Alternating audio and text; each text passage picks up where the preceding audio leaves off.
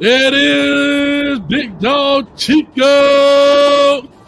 Coach Hayes, Big Dog Chico.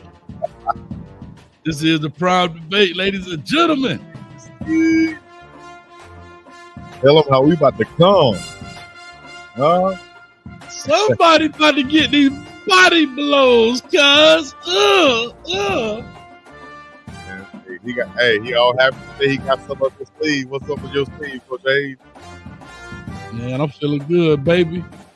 Oh, not everybody in the chat already, Coach Hayes, man. Shouts out to John, Omega Red, LMB, of course, 863 Kane, Old 9. We go by time. Y'all already know what time it is, man. Biggest dog of them all, Chico Tennessee, in the place to be. Shouts out to Coach Hayes. Coach Hayes up in here. It says free what on your shirt? Free Hennessy and free Snow. Tell them how we You ain't played Classic Concentration, dog.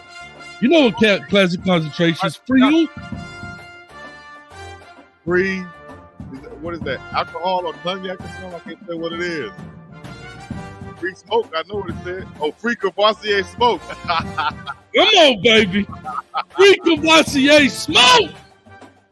Let's go. Free my dog.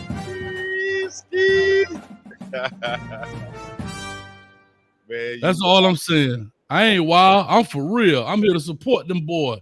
Free my dog. Free Cavassier smoke.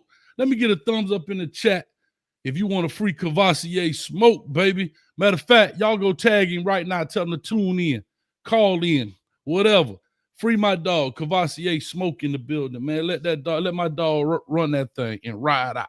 And put them big H's in the chats for the big hates of Coach Hayes. Put them H's in the chat. Put the H's in the chat for Coach Hayes. Hey, man. Oh, now, thank y'all for coming through, man. For the thousands and attendants and the millions listening from around the world. You already know what it is. Ladies and gentlemen, boys and girls, he is, should I point over there? He is your favorite South Florida Miami lover, a.k.a. Coach Hayes, the one and only Coach Hayes football. I'm the one from the Himalayas, way over there on the far east side of the globe, the B-I-dub, the D-O-dub, Chico to the C, and the place to be. I'm out here in Hawaii where they need to be recruiting as we get right into our first topic, I'll say, which is recruiting. How about that? Write it down. Recruiting. First topic, Coach Hayes and Big Dog Chico, we're going to get into it. We're going to talk about some certain players and also certain cultural type backgrounds that we should be recruiting. Let me know what went on in your weekend first off before we jump up in this thing while the comments are coming in. What's happening? Man, listen up real quick as you come on in. Go ahead and hit the like, subscribe button, man. This is the prime debate. Man, I headed towards Tally Hope, man. Tallahassee, man. I watched the Canes take on Florida State. Didn't come out like I wanted to, but guess what, man? The boys fought hard. I guess it's a moral victory. But the Cane fans ain't happy. I ain't either, man. And unfortunately, man, Emory Williams, man, you know, I don't know if he broke his arm, dislocated, compound fracture, whatever. And not to downplay, but I'm saying everybody's got a different. Oh, he dislocated his shoulder. One person talking about broke a rib. He's injured and he's out for the season. That's what I can say. And that's unfortunate for that young man. And, you know, we'll see what comes up here, man. We play Louisville on Saturday at noon, number 9th ranked team in the country. So we're going to find out real quick. Y'all gonna get that win. What's your score prediction on that right there? Ooh, it's a little early in here, man. I say Miami 42, Louisville 2 points. Get a safety. Damn. Because we ain't got to say they owe us 2 safeties so far. So I figure they'll give us one in this game right here. They'll give us well, we got to give up a safety. My bad. Coach Blue. It is. All right. Well, I guess I'll go over my weekend after the loss. You know what I mean? We took it happens. You know what I'm saying? Look at you. How you acting like you laughing? No. What happened was, I'm gonna tell you, be honest. Anyway, no, that's messed up. Hey, Skip, don't do that to me. Skip. Don't do that to me. Yeah. What was the word we use? That's outrageous. Not outrageous. That's cold-blooded. Oh, that's cold-blooded. That's cold-blooded. Oh, Skip. I had some ice in my mouth, and I remember I was chewing. I'm like, oh, the mic right here. So that's what happened while I was like, oh. But anyway, go ahead. Yeah. All right. Anyways, yeah, we got over, had a tough loss. One we could have pulled out. You know what I mean? And Now we moved on. We're getting ready for Washington State. They're 4-6. We're 4-6. There's a chance that we can really pull this out, get one of these, get the next win, and then go into Utah.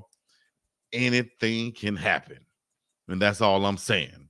You know what I mean? And we can end this on a certified high note. You know, as high as the elevation is in Boulder, we can end it the rest of the season on a high note. You never know what can happen, dog. What are your thoughts on what's going on and what went on this past weekend? You got some questions for me? So let's go ahead and get it in. This is the Chico show today, baby. I want you because I've been giving you these body blows for the past 9 weeks. Offensive line only giving up what, 1 sack on record. What did you think about the offensive line this week, then? Huh? Stepping up. You saw Big Tank, excellent. Big Savion stepping up. You know what I mean? Landon Beebe came in there doing his thing. Bam Bam Wells up in there. Jack Bailey, and so on. What do y'all think about the protection this week? I thought it was good, though. I really did. I put it in the good, bad, and ugly. I thought they really stepped up. I thought I even praised Tank for getting off the guy, right? When they comboed the guy, another guy came around, he came off. They looked prepared. I have to be very honest. You know, there were some mishaps, and that happens. That's football. But for overall, I have to be very honest. They look prepared. They look so some like they understood what was going on. Some credit to who? O'Boyle, I guess. Coach O'Boyle, get some credit. Shouts out to Coach O'Boyle. Give me a hand clap. Shouts out. You want a hand clap? Hand clap. Come on, production. Yeah, all right. That's enough of that. That's enough of that. You know what? I'm gonna make you. What I'm gonna do is I'm gonna make you use that applause for the rest of the show. All right. So boom, that's one production. Let's give up another production and applause for. All right, that's enough of that. For for the performance of the guys, overall doing well. Just came up a little bit short, which, like I said, like Coach Prime said in the meeting or in his press conference, that anybody who knows football, anybody has a football background, should know that we're heading in the right direction, dog. You know what I mean? You asking about individual players, myself asking about individual players and why they're not playing. I'm not sure. I got guys on the defensive side, I can say free too, just like you're saying free. My dog Cavassier Smoke. Who knows why they're not playing? You know what I mean? But I still think my philosophy is to have that rotation going no matter what. You got rotation going at every position except for mainly quarterback, basically. Rotation, except you might keep Shiloh in back there. You might keep Rod Ward in back there. You might keep Travis in. But Travis has to rotate because he's going both ways. That's what I'm thinking. What did you think about the performance overall, though, once again? I thought they came to play, right? It was a battle of basically who get the ball last wins, and that's actually kind of really what happened. In Arizona, it's a funny team, bro. It's like they up, they down, they beat a good team, they lose to a bad team. Like Washington State is very similar. Washington State, I don't have the thing up right here. They beat a good team, they down, and they're 4-6 as well. But we'll get into Washington State. But I do think overall they played good offensively. I'll say. I will say I'm still not happy with the run game. I just think that there wasn't enough pressure on Shedeur where it truly made a difference in the game. So because I already said Shedeur probably, in my opinion, probably is the most accurate passer in this season. The accuracy so far as, deep ball, short ball, intermediate balls, cross the middle balls, velocity, touch. I'm just being honest. When he throws the ball, it is a good ball. It's a pretty ball. Yeah. And I think, personally speaking, he wasn't under duress like he has been the past few weeks or the past season, really. And so he had an opportunity to throw the ball. The only one I saw that he missed based on the good, bad, and ugly, that 3rd and 11 when they did the crossing round, he got tackled short. He did have a crossover there, but it's football. It happens. I get it. Offensively. Now, defensively, I'm not happy. Too much rushing. Too much going on the rushing side. Coleman got busy. I said that in my pregame show. You got to stop the big bowling ball, dog. Right. You got to stack this box. Like, you got to think about it. I'll say this, and I'm not trying to make a comparison, but I know because I watched this game. I thought Colorado should have done what Florida State did to Miami. One blitz the mess out of them on 1st and 2nd down, and see if that freshman can make those throws against man coverage. I Right. know that T-Mac is a big time deal, but number 3 is a gangster. But we That done boy been told seeing that, out there. that boy told me that 4-5. Definitely though. That He boy run tell you. around too hard to tackle those low, strong, powerful running backs like that, especially running with big holes that he had, getting all the way to the 3rd level a bunch of times untouched, which led him to have 179 rushing yards. Goodness, On 11 carries. 11 carries, 179, 16 yards per carry. He's dipping on him. But the guy DJ Williams had the 2 touchdowns, 9 for 33. He rushed for, man. So I think it's still some improvement, of course, on the defensive side. But going into this Washington State game, before we do that, okay. I was going to say, going into this Washington State game, I think we can find a way to get what a lot of people would call an upset. I know you've been discussing this on No. I earlier. Go ahead. I discussed it on what? On where So I now? know you've probably been discussing this on Primetime Talk earlier, but what do you think about Washington State? I mean, Coach Prime said in his press conference today, they are true mirror images of one another. Don't run the ball a lot, throw the ball a lot. I'm looking here at the stats. I mean, bro, Colorado give up 30. I mean, they get 30 points a game. They get 29.3 points a game. Passing yards, 273, 318. Rushing yards, 69 to 79. Time on the field, less than a minute in difference. The number of plays, 73 to 68. Bro, yards per play, 5.3 to 6. I mean, they are really a spitting image of one another. Right. And Washington State is a team, in my opinion, is hard to figure out. They're hard. You don't know what, and this is what's scary about this week's game, not to be very honest. You don't know what Washington State team you're going to get. Are you going to get the Washington State team that's going to come up and play? Watch this, right? That gives a fight right here to Oregon, 24 to 36, right? Arizona State, but they only scored 7 points against Stanford, but they throwing the ball across the yard. They beat Oregon State 38 to 35. So they beat Wisconsin 31-22. They was close, 39-42. I think personally Colorado should beat them, but I do think it'll be a close game within 7 points.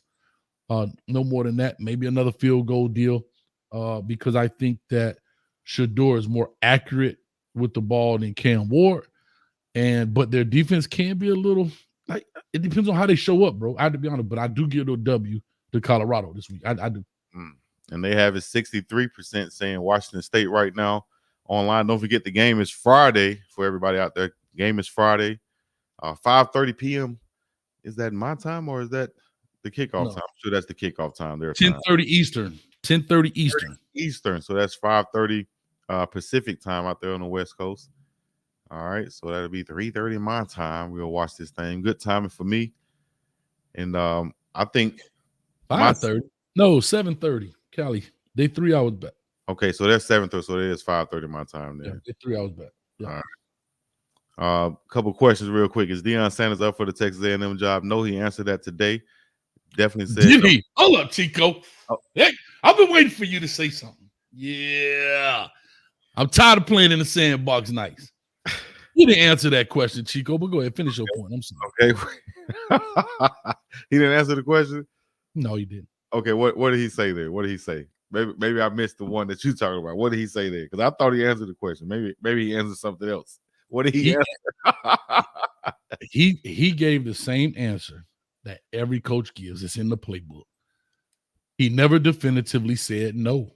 He answered the question though. No, he did not. Listen, I'm not mad at what he's saying. I'm not mad at what he said. I get it. He gave an open-ended answer, and he never definitively said no. He said, I pay taxes here. My kids go here. Where did he ever in the press conference say, I'm not going anywhere. I am staying at Colorado, yada, yada. They all say it. Nick Saban has said it, and everybody love to make comparisons to Nick Saban's first year. Nick Saban said it when he was at LSU, went to the Dolphins. Everybody said Mario Cristobal said it at Oregon. Jimbo Fisher said it at Florida State. Everybody says it. And the reason they say that, and it's a strategy. It is a media strategy. Because let's be real. Texas A&M come in here. Coach Prime, we'll pay you $12 million a year. We got better. I'm just saying. I'm not saying he will or won't, but I'm just saying why they do it. $12 million a year. We already got the money, the facilities, the recruiting base. Like they can. I'm not saying he won't take it. I'm not saying. I said it. It's sweet. It's very sweet, but just the circumstances and the timing right now. I'm gonna sit here and tell you, if this was Jack, he was still at Jackson State for one more year, and they could seamlessly make that move to Texas A&M like they did Colorado.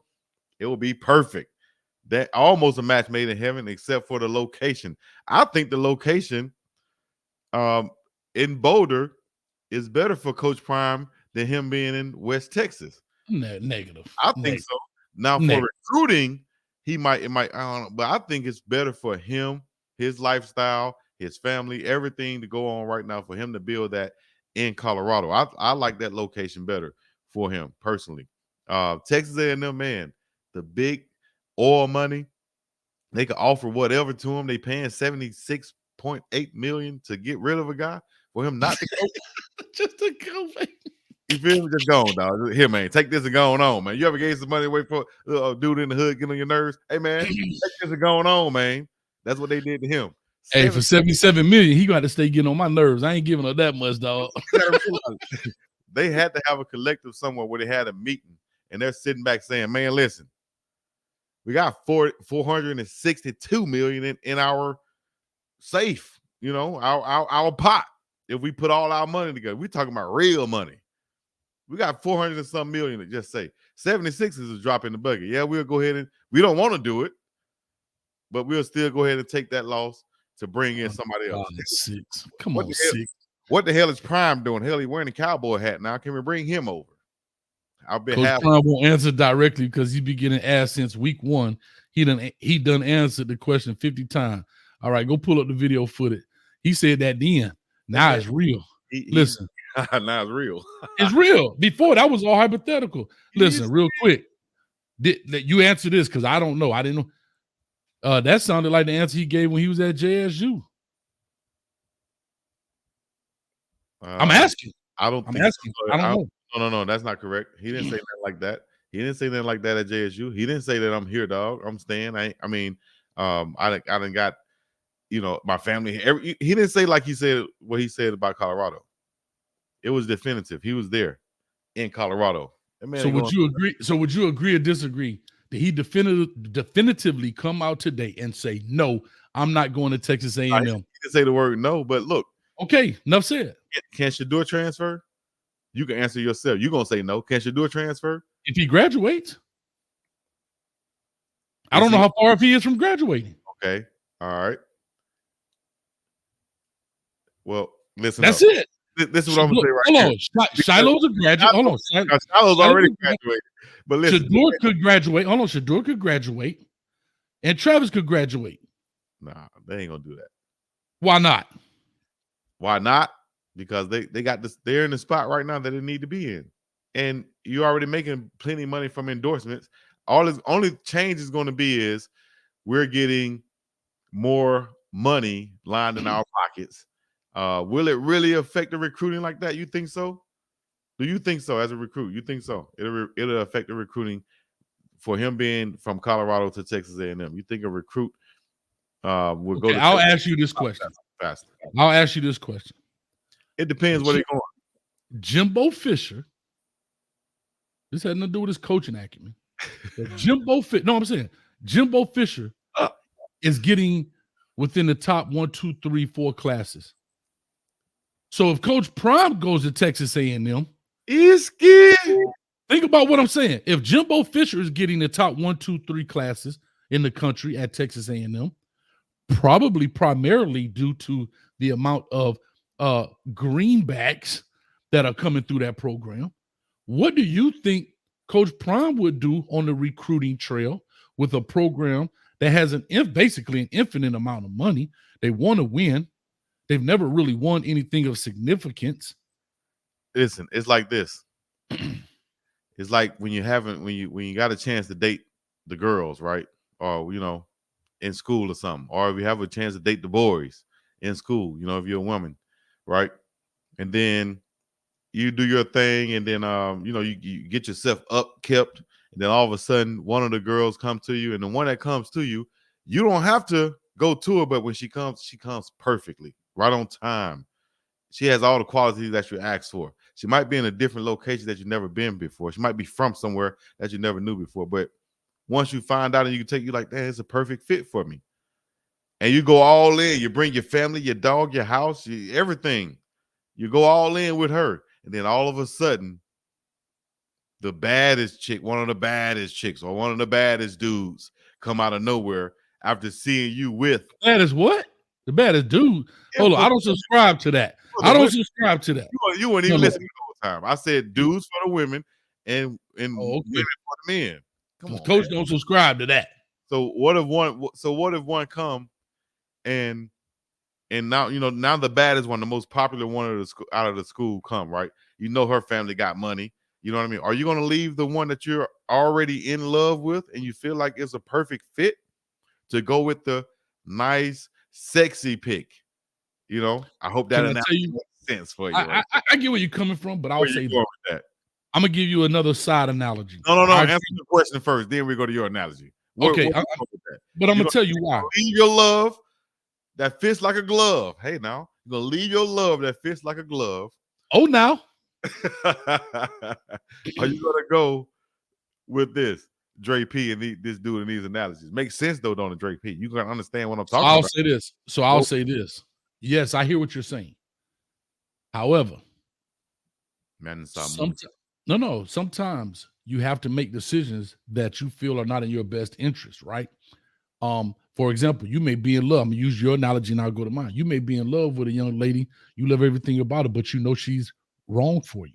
You know that, you know what I mean? You know that she's not right for you, but you love her to death. You love everything about her, but you know you got to let her go. Right. Okay. And here's what I'll say. Right. The reason I'm gonna make that switch in the analogy, I think Charlie Strong is a perfect analogy. Leaving Louisville, going to Texas. Why is that important?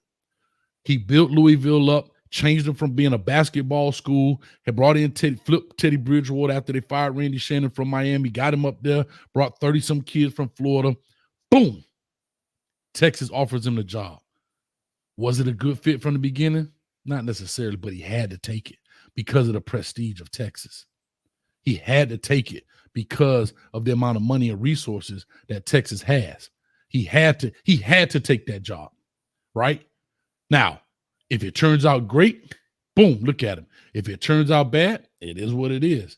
And you look at coaches do that all the time. There's also talks about, like for me, I personally thought Mario Cristobal should not have left Oregon over Miami. Why? They got Nike money. They got all the things you need. This is truly a tear down and rebuild at Miami. And you have, even I know you from the crib, you got everything you want, but you got that you on the side of the helmet. You played there. You got an affinity for it. But look at the battle he's going through right now versus being there because of dollars and money. I'm not saying they don't have it, but I just say if he's offered the job, and I don't know he is or isn't, this is all hypothetical, but if he's offered a job, he's definitely looking at it. And that's talk that he's talking about. Do y'all think I'm at home talking about Stephen A. Smith? Come on, dog. Can I tell you something? Coach Prime knew Jimbo was getting fired. Dan Lanning knew Jimbo was getting fired. But they know these agents talk. You think Coach Prime found out when we found out? Hell no. No. But still, what does that mean though? And same thing. And I just got word that is it true that Chip Kelly is getting fired at UCLA? I heard that's on the breaking news thing. I don't know if he is or isn't. It's gracious, but that's tough right there, boy. God, that's tough. All in all, I think, man, I don't think he's in a situation where you want to get up and leave right now and be looked at like that as being a money hopper or whatever people are trying to call you. But he probably wouldn't care anyway. Either way it go, he wouldn't care anyway. But at the same time, I think that he's in the perfect situation. Other than, you know what? This is why it's the perfect situation. Let me tell you why. Okay. Why it's the perfect situation. They just have to, and this gets me into the recruiting thing. They just have to kind of make a twerk or a twitch or tweak is the word, or make a tweak to their Anybody twerking over here? What you talking about, man? Twerking. make a tweak to and maybe in addition to some of their recruiting stuff, or maybe they're doing it this year to increase their reach on the West Coast with a bunch of the Polynesian players that the other Pac-12 teams have been getting and making them successful so long on those offensive and defensive lines. Why do I say that's so important? Is because of the location of Colorado, but also because of the competition that you're going to have going after the guys in the Southeast. It's going to be natural competition built in from guys who've only grown up seeing SEC football, so they want to go to one of those schools. You got family influence that want to go to one of those schools. So even though you might get some, you're not going to get all of the ones that you want just based off the distance. But if you go to the West Coast and continue to pluck from those guys who normally already is coming to places like Colorado, Utah, Oregon, Arizona State, Washington State, and so on, now you can supplement that offensive and defensive line with these big 320 pounds Polynesian players, whether it's Samoan, Tongan, or whatever, from Hawaii, American Samoa, California, you can sub them in to play. And now you have increased your recruiting by, like I said earlier, worldwide, not just in the States, and competing with other schools going into that same pool, pulling from that same area. You can go worldwide now because his brand is worldwide now. You know what I'm saying? So why you can't do that at Texas? I mean, I hear all that you're saying, and you're 100% correct. Yeah, you can do that. All you're doing is changing the location on the map with more resources. Yeah, you can do that at Texas A&M. I'm not saying that. I'm not saying you can't do it at Texas A&M. I'm just saying that unless the window you open up by saying, "Hey, Shedeur can go ahead graduate." Travis can go ahead. What, they gonna graduate in December by some miracle plan? If I'm at Colorado, I'm not gonna help them graduate. Oh, you a hater for real? Nico, you a real hater, dog. I'm not saying me personally, but I'm saying if people at Colorado, I'm not gonna help them graduate to leave. You know what I'm saying? I probably wouldn't do that. I can't see that happening, is what I'm saying. He did it at Jackson State for Shiloh. No, man, Shiloh got his thing, and he didn't come till late. That man you think they gave him a diploma? No. What I'm saying is, hear what I'm saying. He had his credits. He did what he no. But remember, Shiloh couldn't come until he technically graduated. Right. But what I'm saying is, if Jackson State wanted to be a hater, like you're saying, they could have said, "Hey, dog, you got an F on this last you're missing it because Shiloh still had to wait and miss the spring and then go all the way to that. If Jackson State would have expedited it and said, "Hey, we're gonna let you graduate in December so you can participate in the spring at Colorado," then that's something that would have shown, oh, they did that in faith of him. Or they couldn't have said, "Hey, we're gonna hold it up all the way through the summer, which you are already scheduled to graduate." No, because those are months ahead. What I'm saying is, if Shiloh and Shedeur and them can graduate before December. No, I'm not saying that. Maybe they can, maybe they can't. I don't know their credit history. But even if they graduate in May, so what? Who cares if they graduate in May? They graduated in May and then just missed the spring. It's the same thing Shiloh did. Then Deion Sanders got there in January. That'll be the same thing. Yeah, that's what I'm saying. Nobody cares about spring ball. We know Shiloh. We know Shedeur can play. Nobody cares about that. No, I would rather y'all put it in chess. If you coach Prime, what would you do? I would rather stay there throughout the spring and build with the guys I have and work with the coaching staff and everything I have instead of trying to make everybody pick up and move. I have enough money and the resources there. If anything, I have already in my head a place that I would leave to go to, but I don't think he would want to leave and go anywhere other than where he's at right now. Guess what? One thing he gonna have. He got talent. He got O-line. He got what I'm saying. Hold on, hear me out. Just hear me out. Follow. You preaching to the choir. I know if he was listen. So why not leave? I'm just saying. Nah. Why do you think he would stay? If I don't have to look in the transfer portal, I got a top O lineman. I got top D lineman. I have DBs. And I'm gonna bring my Louis. Why can't those guys come to Colorado? They can leave now because their coaches is gone. They can come over here to Colorado, dog. We ain't got to go nowhere. Y'all come to us, baby. Chico, come on. Y'all see what's going on? We ain't got to go to no West Texas nowhere. Nothing wrong with West Texas. I used to live in San Angelo, but nothing wrong with that. But the same thing, man. We in Colorado and Boulder where it's cold and getting busy. You feel me? Come on up here, dog.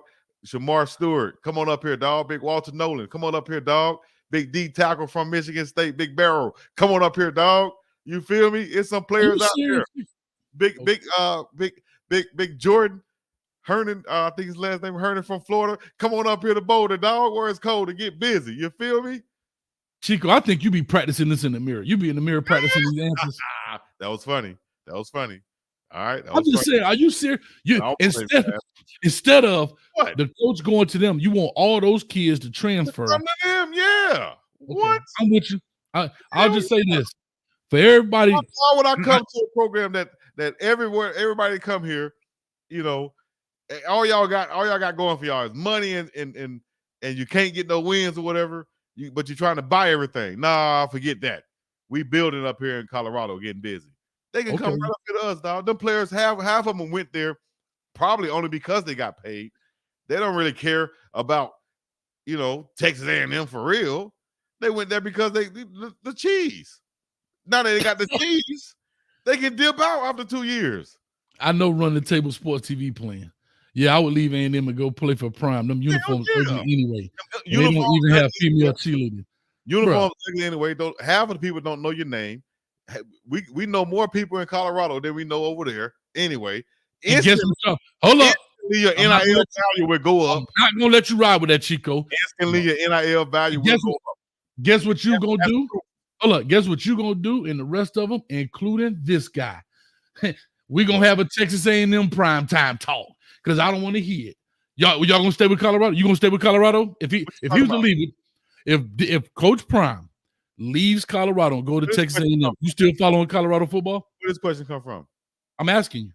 Oh, okay, I thought the question came from. Well, the answer is this. The answer is the same. See, I'm different from a lot of the other guys you might talk to or whatever. A lot of them just came and jumped on in December because, you know, of whatever reasons. I'm asking you. Big Dog been there. Big Dog started with Coach Prime when he went to Jackson State. You feel what I'm saying? So when he left Jackson State, Big Dog left Jackson State too. Still got love for Jackson State, and he went with Coach Prime. You know, he made Coach Prime content / wherever he's at. So if it's Coach Prime in the Alaska Agronauts, then I'm gonna have an Alaska Agronauts shirt, and that's gonna be the color of my logo for anybody who thought it was a game. You understand me? That's what I thought. So yeah, you just did what Coach Prime did. You never said yes or no. My question was, if he goes to Texas A&M, are you going to cover it? I'm asking if he goes. He's in Colorado and Boulder getting busy, baby. Hold up. I'm going to timestamp this. I just timestamped this. Here it is. Press that right there. If he goes, so you're telling me if he happens to go, hypothetically goes to Texas. I'm riding with Coach Prime. What we riding to, Coach Prime? That's what I'm saying. We riding to the moon. We're coaching the moon astronauts. And I got me a moon astronaut shirt on. Got the moon astronaut logos on. You feel me? It's going down. Can I just want to ask this part 2 of this question. Because the reason I brought this up because you said we don't even know those players' names at Texas A&M. And I was saying the reason we know because everybody brought up channels, and I will include myself. Yeah, I told you it's business 101. And guess what? If Coach Prime go to the moon, I'm going to the moon too. Now, but time out though. I said that from the get-go. Don't act like don't get in the comments trying to act like things or anything is different. Like what are you saying though? What are you saying? I was asking you. I was asking on a Freak of RCA Smoke and a Colorado coach shirt if he goes and coaches the Alaska Agronauts. Hell no. Oh, Colorado, nothing. I don't want. Listen, I don't have nothing. Colorado. So what are we talking about? No, okay. I just want to talk to you. And we ride with Prime. That's been the whole thing. I know, but you said we love wherever he's going. That's how it's gonna be. You said nobody knows these kids at Texas A&M. Nobody knows these kids at Texas A&M as much as they know the guys at Colorado right now. But as soon as Coach Prime either goes somewhere where the kids are, or the kids come to him, we immediately know their name now. And that's simple as that. Immediately their NIL deal goes from wherever it was at to up here. You feel me? Y'all can say what y'all want in the comments. I love it. Get on me, Listen. Coach Kev and Kenny. Everybody want to get their name called by me. I'll call your name. You feel me? And that's real. All I was saying was, so we agree. I was just simply asking. So if he goes to Texas A&M, like me, guess what? I'm gonna cover it until it ain't got no smoke left. Until it ain't got no smoke.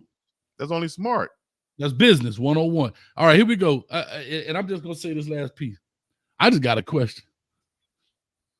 If Coach Prime mess around and go anywhere else, just anywhere, regardless, I don't care where. Why are we What talking all these people? Hey, what all these people gonna do with that Colorado stuff, dog? Same thing they did with Jackson State stuff. You know what I mean? They gonna box it. They gonna box it up and send it to Africa. I don't know, but it's all love. You feel me? This Okay. fool said, I need some chapstick. There you go. With your face out. Is a dude say you need some chapstick? I don't know. Somebody looking at my lips, wanting to kiss or something. I don't subscribe to that, dog. Subscribe to that bull junk. We talking about football. You can do whatever you want to do behind your door. Don't Dwight Howard me. Iski. Six say Chico spitting. I'm loving it. Just give it. I hear you. They don't want these vegetables. They don't want these vegetables. Lexus Green said, I ain't even know Colorado had One said, give it to a homeless guy. Oh, I guess he was talking about the clothes. Speaking of that, man, I went and got some breakfast this morning. I had my door open while I'm sitting there on the phone, just got done eating. See this homeless guy walking up. I got a lighter, kind of like that, whatever. But he's walking by me, and he getting too close. So I close the door. Boom. Well, no, I'm good. But I see him go inside the restaurant, look in the trash for food. I said, okay, bam. So I grab my box. I give him the food that I had left over. So I really wanted to smash it too. Gave him the food. I said, let me sit here and watch it. He went to the dumpster, looked at the food, took a bite, threw that thing in the dumpster. Didn't even look back to see if I was watching. I said, man, you got to watch out for giving some of these people stuff, man.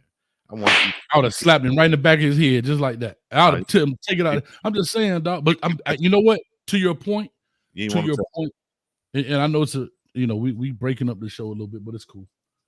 You know what? I'm serious. Yeah. You want to give, but I'm a person that believes in, look, bro, like do something. Don't just, hey, big man, you got $1? Like, dude came in for $1.75. I'm like, bro, you ain't gonna do nothing for it?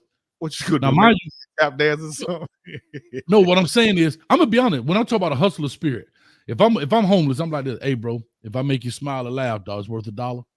Crack a joke. What I'm saying, I ain't say you gotta hey, no, I'm just saying, right? I got a pickup truck, right? I got stuff in the back. Hey, big dog. Hey, is it worth $2-3, dog? If I clean out the back while you pump the gas, can I pump? What I'm saying is, I'm just saying, everybody wants something for nothing.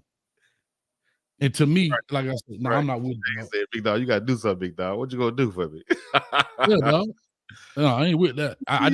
Big dog, you got $1.75. Come on, man. That's a 211, dog. I know what time it is. Get out of here. That's still reserved.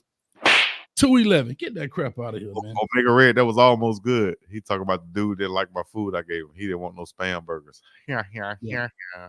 Spam burger, that's funny. But anyway, like I say, I mean, we could talk whatever. This your show today, baby. You had a question, Coach. We get into some each and everything. Your throat hurting? What'd you say? Yeah. I was screaming at the Kane game, dog. Just me and my dog, Get Down Brown, was the only two. We was literally in the belly of the beast, dog. I told him if it go down, we got to jump the rail, dog. Hopefully we land on the goal line, because if we don't make it, boy, it's gonna be ugly. Did you bring your pump to the game that time?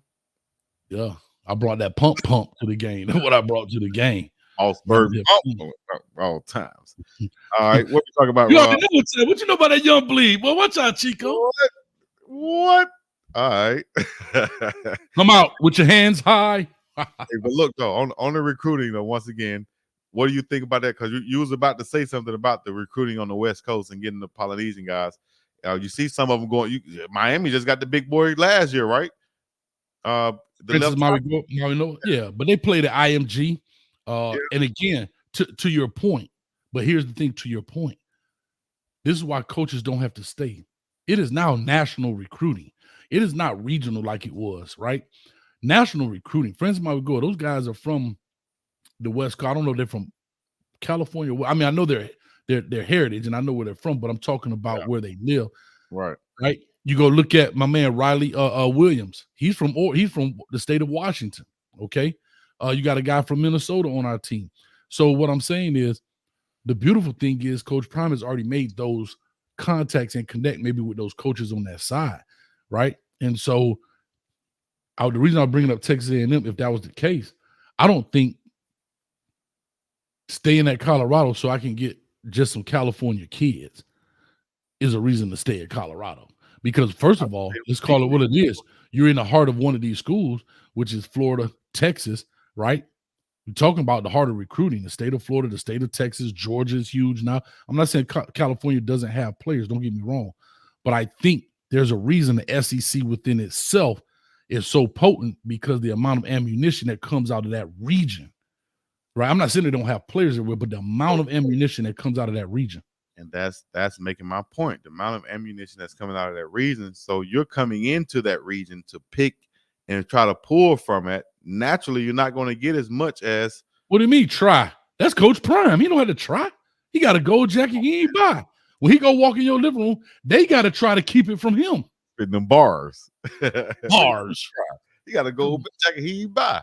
But yeah, you still gonna have to compete with those schools that's already been there for years and years and years, though, dog. No, Chico, they got to compete with you. Know, either way it go, you're competing. No, but can those schools have that long range reach to really go out, just like they went and got the Kofi Taylor Bears from London last year? Their reach has even expanded further now.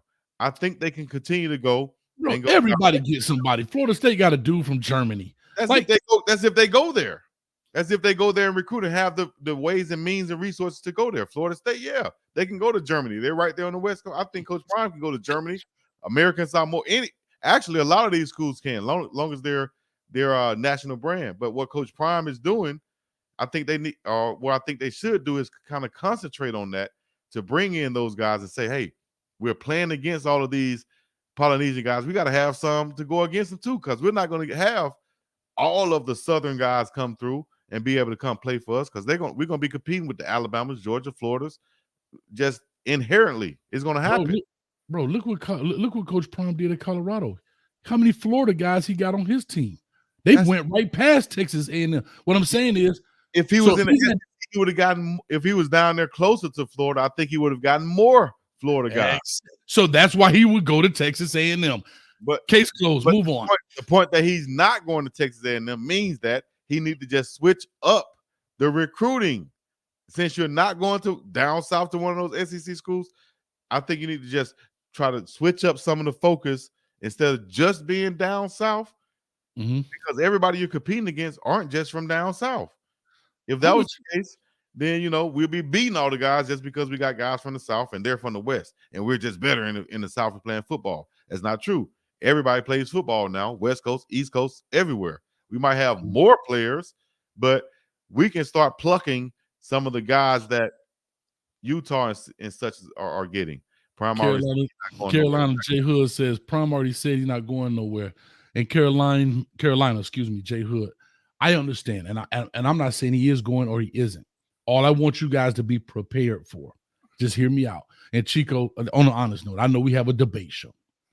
What do you mean? If he goes somewhere? No. What I'm saying is, you will have to agree. Please tell me you will have to agree.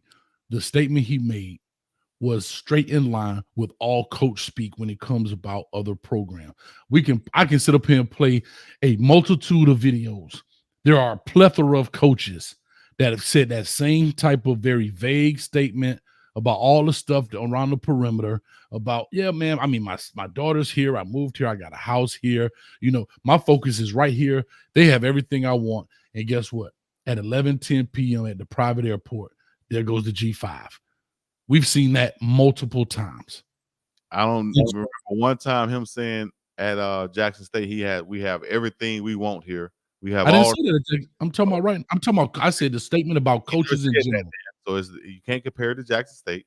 Secondly, I'm not comparing it to Jackson State. I'm talking about Colorado, the Colorado statement. All right. So secondly, the man's been in the media forever. He knows how to word things. He's not going to back himself into a corner. He is a businessman at the end of the day. Exactly. Why would he come up here and say anything less than what he said?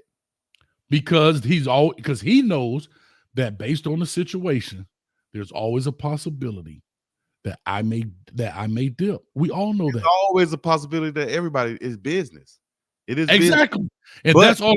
Hold on. in That's this what circumstance, in this situation, right now, with this timing, I just don't see. I think it's a 0% chance he Chico, goes there.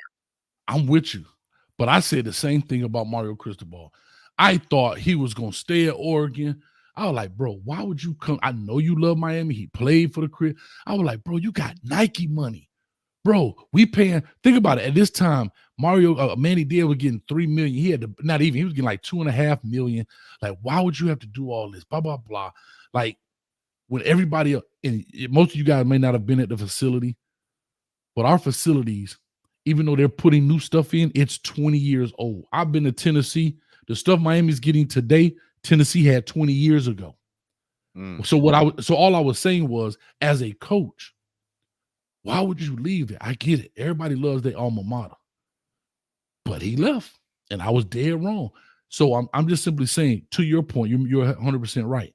But I was just saying to Carolina Hood that, listen, it's always that possibility. I'm not saying he's going. I hope he does stay and build it and write that story in Colorado. I'll be very honest. But when it comes to that almighty dollar, it make people move different ways, Chico. It really does. But go ahead, man. This is true. This is true. Like my dog said in the movie, this is true. But also it has to be the right time, dog. It got to be the right time. And you're talking to a guy. If I got, however many millions of dollars, what's the difference to adding on a few other million on top of that? I don't think it's too much of a difference, but I could be definitely wrong. I ain't never played with that many millions. And I don't think half these people in the chats played with that many millions, or less than that. Some of them who making these comments towards your boy probably ain't throw a football out of the chair when they woke up in the morning or anything of that nature. But they want to tell me about credibility. Shouts out to Coach Kev. He wanted me to call his name. Shouts out to you, CJ Hood, Carolina J Hood, should I say? Michael A, Wazy, Joe Perry, Love Moves, Majestic Gent, Plot Adams, and Cookie Cruncher, and everybody else. Brother Jay, what's happening? So I'll just say this to Cookie Cruncher. He's already rich. I get it. And you ask people, why do rich people still work? Why does Warren Buffett still wake up? Why does Bill Gates still get up every day? Not for money. No, but what they're doing makes money. Yeah, and you think that's what I'm saying. Coach Prime is right now, and everything, all the infrastructure around him, as far as businesses that are making money right now, dog. Bro, all right, stop that right now. Let's go down here to Texas. And we're gonna have, they're gonna give us a lot more money, and now we're gonna create the same bigger things and better things. Hey man, you listen. Listen. I can see what you're saying and what can happen, but I'm saying the timing of it right now, not gonna do that, dog. I'm not saying, and you're right. What I'm trying to say is, I can kind of agree with that. I'm not disputing that. I just want people to be aware that the possibility exists, and money will change things. I hear what people are saying, and I get it, the love for it. But we've seen everybody moves for bigger money. Everybody, think about it. Cristobal loved the University of Miami. I know I keep bringing it up because but guess what he said? I ain't coming unless you pay me $8 million. And they paid him $8 million. And they paid him $8 million. So what would be the number if you're Coach Prime? Let's say you're already generating, you're already generating, and it's probably excess of, what do you think he's generating right now per year at Colorado with all the businesses and everything? Let's just say $20 million, right? He's generating, right? And he's brought in so much other money, and he's up. They're going to negotiate another deal coming up, right? $20 million with endorsements and all that. You mean with endorsements and all that, everything that everything around Coach Prime brand right now, bringing in $20 million per year. Or this year, he brought in $20 million that's going to go to him. What would be the number for Texas A&M if you're Coach Prime for them to come to you with? I don't know, but here I can't give you the exact number, but here's what I will say what he should be thinking, or anybody. He played at Dallas. There's a market there, right? It's just like I know, but he played at Dallas. There's a market there for him, right? He's within kind of his home state. I know he's from Fort Myers, but he's been in Texas so long. It's kind of his second home or 1.5 home, and whatever you want to term it. I don't want to be called a hater for saying he's from Texas, right? There's so much more. You talk about businesses. How many businesses now would jump on because he was a Dallas Cowboy, right? How many more businesses would now? So you probably could maybe 2x that, maybe. So if you said 20, I'll say 35, maybe. I'm just saying because you have to remember what he's doing. 35 on an offer from Texas A&M. Y'all give me no. It won't be a 35. No, you said including his endorsements and everything. Okay, 35 million a year. And that's what I'm saying. 35 in total, including his salary from Texas A&M. So that's a $15 million increase, right? Bro, you talking about almonds. I don't know what Texas got going on, but imagine that dude talking about Exxon. I get my Exxon gas, my BP gas from here. Yeah. Man, shoot. Like, come on, bro. All right, now listen. You, like I said, you're preaching to the choir. You preach, I can understand what you're saying. I can see it 100%. Like I said, I lived in San Angelo, Texas. I know how it is out there in West Texas, man. I know how it goes down. I know how big and wide open Texas is, so to speak. But the timing, dog, it's about that timing. You know what I'm saying? It's about that timing. Now, do you want to leave this love that came through right at the right time? Yeah, they don't care.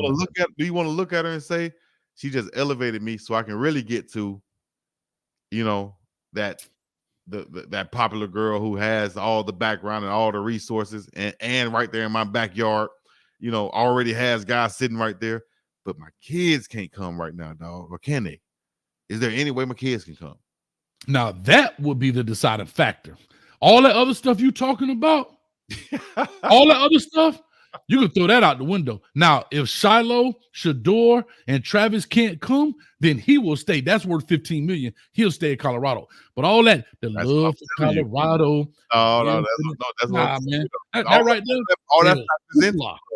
All that factors into the love. The fact that they're here, the fact that the way they're able to be here, and we fit into this community, the way I can infect and engage, as Coach Prime would say, this community, dog. There's no need for me right now to go down there. The timing is about timing in certain things. You know what I mean?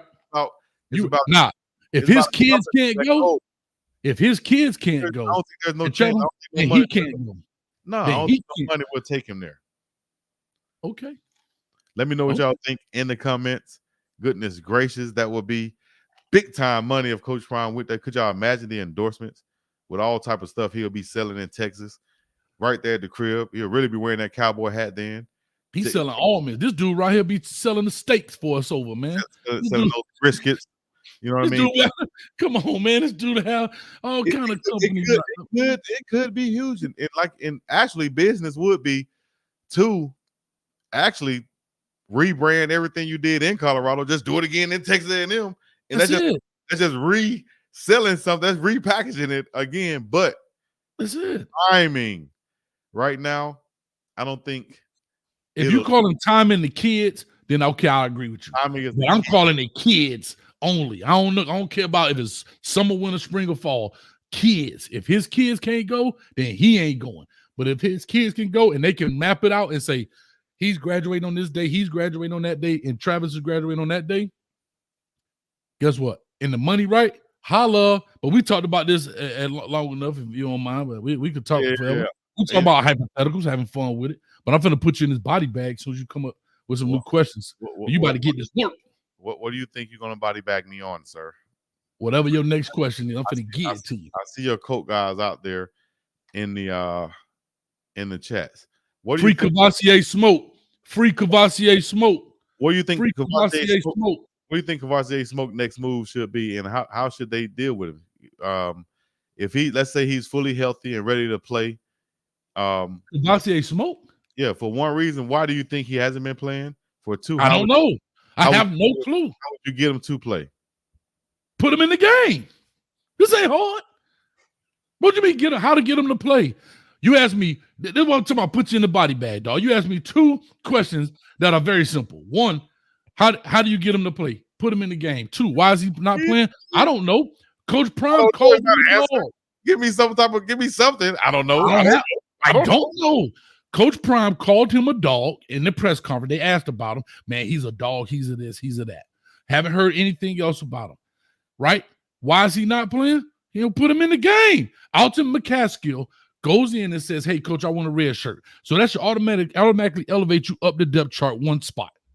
Well, we saw Savion Wilkinson. We saw Savion start the last game and get 7 carries, but we still didn't see Smoke. I'm just trying to ask you, why do you think, That's why I'm saying free my dog. I don't know. I have no clue. I have no clue why why Cavassier Smoke is not playing. And he's a young man that has a body of work. If he's not producing, then guess what? That needs to be said. Or whatever. Because hold on, I'll just say this last piece and I'll be done. Oh, not done, but I'm just saying. What I know about this young man, and I don't know much, this is his last year. This is his last 2 games of his college career. And he has never had the opportunity to show that he can or cannot play running back at Colorado. And I'm asking you, why do you think that is? Because just say, I don't know why, but let's just put a hypothetical out there. Let's say Cavassier Smoke is a smoker. Let's just say I don't know. Don't quote that. What I'm saying, I'm bringing hypotheticals for all you clippers out there who like to clip videos. And Coach Hayes said Cavassier smokes. Guess what? He's not the only kid on this team that's faced some adversity, that may have some misjudgments. We've had other kids on this team, and they sure get on the football field. So what I'm saying, unless he's done something so egregious that we don't know about, then it is what it is. But we've had kids on this team that have done certain things and got back out there on the football field. We've had kids that done other things and played. But what's mind-boggling to me, and here's the difference of why I'm fighting for Cavassier Smoke more than I'm fighting for maybe, let's say, a Demoy Kennedy. 2 reasons. 1, I believe Demoy Kennedy has more time on his clock. 2, Coach Prime didn't say he was a dog. And Coach Prime been saying, I need dogs. And if you label that guy a dog, let him off the porch then, Coach. Let him off the porch. Let's see what he got. He's 200 pounds. Coach Prime even said in his press conference, he talked about Dylan Edwards. Man, he runs up the middle. We saw him at TCU game running outside. He was explosive. What he like 165 pounds, quote unquote, Coach Prime. Cavassier Smoke, what, 215? Probably like 200, 205, 210, somewhere around there. Pretty. So he's 40 pounds. He's 40 pounds heavier. 40 pounds heavier. Think about it. He's a plate heavier. Like if you're in the weight room, you got a 45-pound plate. He's that much heavier on a scale than Dylan Edwards. And to me, all I'm saying is put him out there to see what he has. You've had opportunities, multiple opportunities to play him. And the dude got more special team tackles than he has carries, and he's a 101-yard carrier at Kentucky. Correct. I thought he was going to come in and be the kind of like a bell cow for them as far as the healthy running backs, but haven't seen him pretty much at all for this year. But let us know. Can I say one thing real quick? Go ahead. In the chats, can we please get a free Cavassier Smoke? Put a free Cavassier Smoke.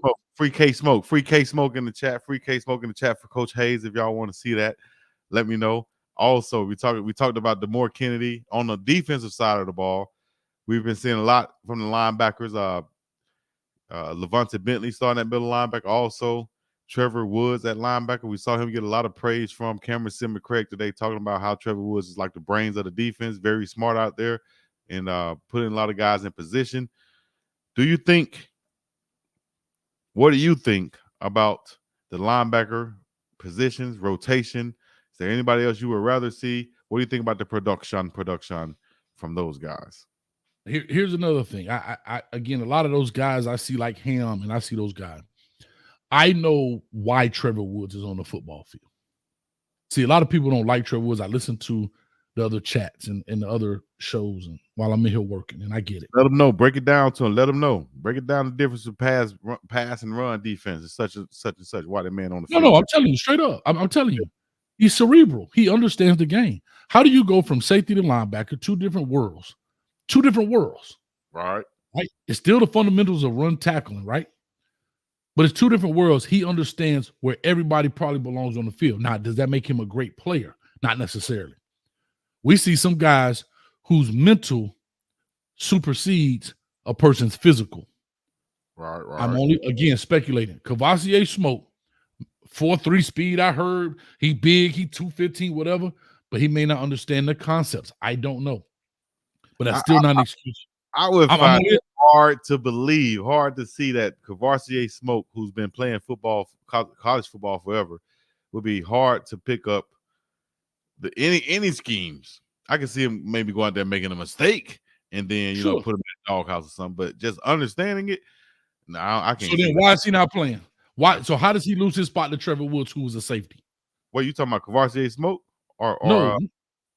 How Cavassier Smoke gonna lose his job? He ain't got one. That's what I'm saying. You mean? I didn't say Cavassier. That's a Demoy Kennedy. I'm sorry. How does Demoy Kennedy not get a chance? Like you said, if he knows the plays, right? How does Trevor Woods move from back here at the safety spot in front of a guy like Demoy Kennedy, who's seemingly more physically gifted than Trevor Woods?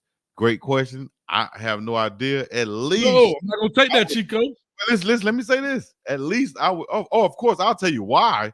Why is because of his ability to, like you said, be cerebral, put people in the right position, understand the play calls, and also pass defend.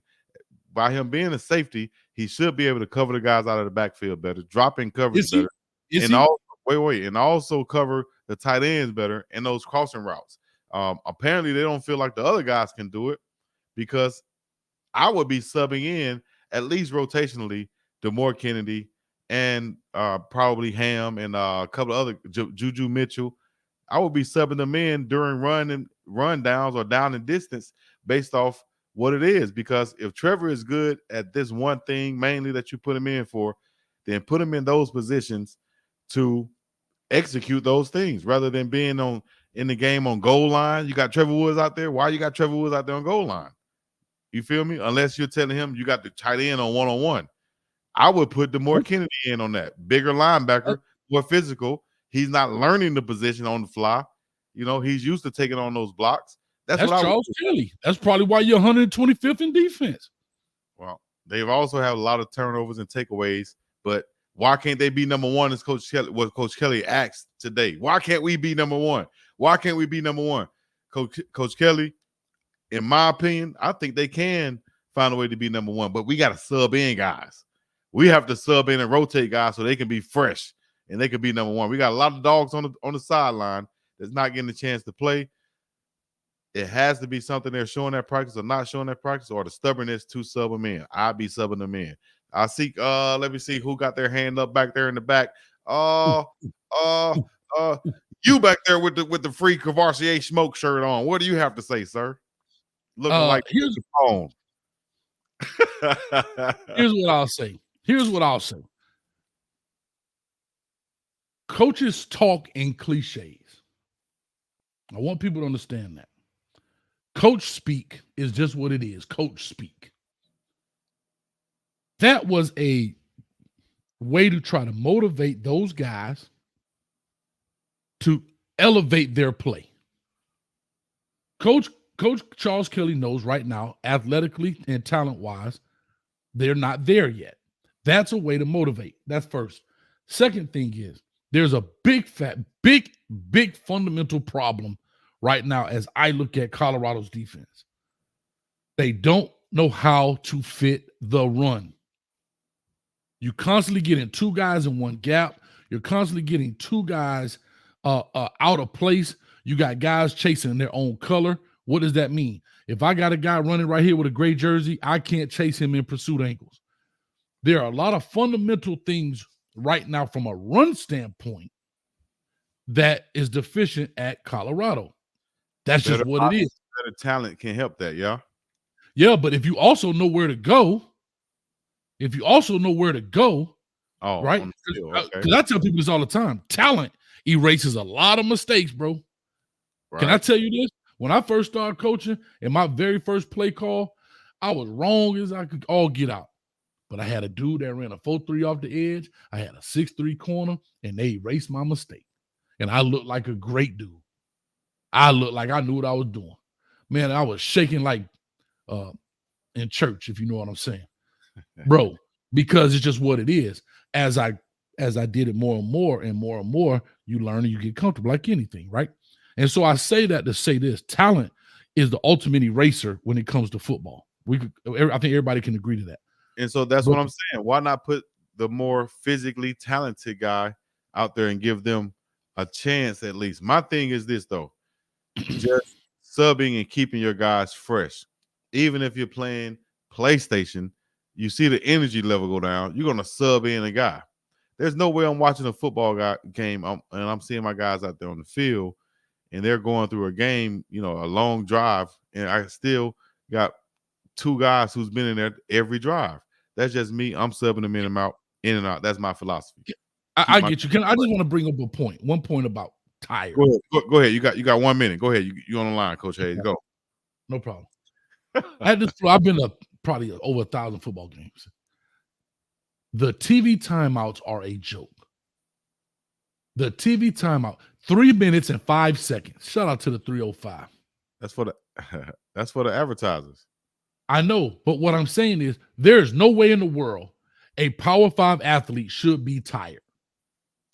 I'm Chico. I'm telling you, bro. Listen to me. Listen to me carefully. You got 3 timeouts and a half. Bro, they do at least 6 or 7. 6 or 7. Hold on, hear me out. 6 or 7 TV timeouts, and including the change in the half. Listen to what I'm about to tell you. Hold on. Go ahead. They thought they were slick by changing the clock running out of, when the clock continues to run when you run out. That was to shorten the game, but to use more TV timeout. Let me ask you this. With that change of that rule, show me a game that's been less than 3 hours and 30 minutes. No games. What I'm saying, that rule was helped to speed up the game. But they're taking the speeding up of the game and substituting it with TV timeouts. Think about it. 3:05. That's longer than a full timeout. But you can't sit here and tell me that guys are not getting winded on the football Winded field. and tired is two different things. Winded. That's what I was about to tell you, because winded and tired, I guess we're using words like you use, injured and hurt. So let me say this. Are tired or winded. Everybody is going to get winded. I don't care how much shape you're in. You're going to get winded playing a football game. Except Travis Hunt. He's a machine. He gets winded too. That's why you see him come out the game some. Everybody gets winded. Everybody needs monitoring, so to speak. And I think that especially at a physical position like the linebacker position, if we're not stopping the run and if we're giving up 16 yards per carry, dog, I'm putting in somebody else to see if they can do something. That's what I'm saying. But it's not because they're tired. It's not because they're tired. It could be because they've been out there the whole time is what I'm saying. They obviously made some stops before that. Yeah, but come on, if you're going back to back, you got to be able to monitor your guys and say, okay, boom, you come out, you go in. I agree, but what I'm saying is it's not like it was. What I'm saying with the television timeouts, I feel with the breaks in action. Yeah, there's long stretches in game where the television timeouts are not going to be a factor. I'm talking about when guys are winded. We're going 5, 6, 7 plays down the field like we've been having to defend in each game. We're giving up 5, 6, 7 play drives and so on. You have to, in my opinion, you have to sub out these guys as much as you can, even if you're subbing 1 at a time, 2 at a time, package deals, so to speak. You can sub in a guy with just the play. Listen, you going in to run this play right here. You ain't got nothing but the tight end. Come on, dog. You can't do that.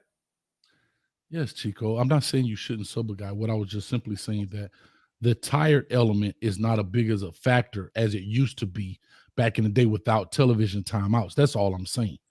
Okay. That's all I'm saying. That's all I'm saying. With the element of the television timeout, it has created more timeouts in the game. Yeah, facts. But And every it game is creates not more on time. TV. Every game is not on TV. No, All I'm right. talking about power. I said Power 5. And those timeouts. All right. Yeah, you get some break time, but what I'm saying is my point is for those long drives, obvious Okay. long drives where guys are getting tired. There's no TV I get timeout. it. There's guys that can be subbed in, especially on the sideline. All right. So we're 10 minutes I after agree. that. Appreciate everybody tuning in. No matter where you're tuning in from, make sure you get in the chat. I'm Let us know whooping Chico right now. where you listening in from. I don't know where he getting his points from. He thinking that he whooping somebody, but goodness gracious, That dog body those, blows. those Listen, slow left hooks that he's swinging, are but not. when they connect, boy, guess what? Put a trademark around your eye. Hey, you been talking about. What we're gonna do is right here though. We're gonna make sure we're not gonna be here 16 hours. We're gonna get directly to opening up the lines real quick. Man, I want to give you some smoke, dog. I want to give you some smoke. Give you no smoke. You gave me all the smoke you could. It wasn't enough. I ain't even asked no questions. I'm finna start. It was okay, that. Can I get 2 questions? Can I get 2 questions? I want 2 questions. As we open up, real quick. Go ahead, get in the lines as Coach Hayes open up the lines. Go ahead, open them up, Coach, so they can get in. I'm gonna do this real quick on this TV time out here for our sponsors. Bishop Frank Newkirk for the 1111, Oxtail Super Zone, Coach Hayes, V12, Brother J Blaze, and Ms. Ellen V. Appreciate you. Also for the 555 Oxtail Super Zone, Coach Hayes, Brother J Blaze, and Ms. Ellen in the building, and Christoph Swinton, for the 999. Demoy Kennedy should have stay at Alabama. He would be starting this year, but he left because of Coach Kelly. Shake my head. And also Free Willie Gaines. Ooh, he left. I forgot about. But Coach Kelly recruited him to come to Colorado. Peter said Chico losing credibility because what? Because he stakes facts and he says what? Come on, man. I forgot about Willie Gaines. And I'm gonna be honest with you. It's Wilkerson that was 1,000-yard rusher at Jackson. Yeah. What is he now? I can't understand some of the 10-yard rusher. I can't lie. I can't understand some of the rotations and not getting the ball in some of these guys' hands. I know that it's a lot of pressure, but I really thought this would be a high rotation team, especially coming in with everybody had like a clean slate. You never know who's going to produce until you give them opportunities to, I thought it was going to be like if Weaver runs a go route, you automatically come in with the second guy because we are confident in our 1 and 2 guys as much as we are, or we're confident in our 2 guys as much as we are in our 1 guy, especially at the wide receiver position. I thought that we was going to be running downfield, coming off, and then go back, rotating like that. But we've been seeing a lot of the same guys. Been kind of surprising to me. I can't say where that came from, honestly, but Well, I'll say this: Wilkerson has 109 yards right now, so he's 100-yard back right now versus 1,000-yard back last year. And to me, that's sad. Hey, boy, look at my dog Cavassier Smoke. He played in 10 games. He got 2 carries for -2 yards, dog. Yeah, we know this. It's in the stat book. You know what I mean? We've been watching all year. We've been asking Cavassier Smoke. Put it in the chat, dog. We've been watching all year. We've been asking where certain guys are and why. We haven't been really understanding. But like I said, I've been through being on the sideline, wondering why coach is not playing me, looking at the packages that the offensive coordinator is calling, and I'm not involved in those packages for whatever reason. I've been there. I understand that. Why does it happen? Somehow you get game planned out of the game plan, or you get factored out of the game plan for whatever reason. But it ultimately, in my opinion, falls on, for one, the position coach, and then the head coach, depending on how much authority that he wants to take.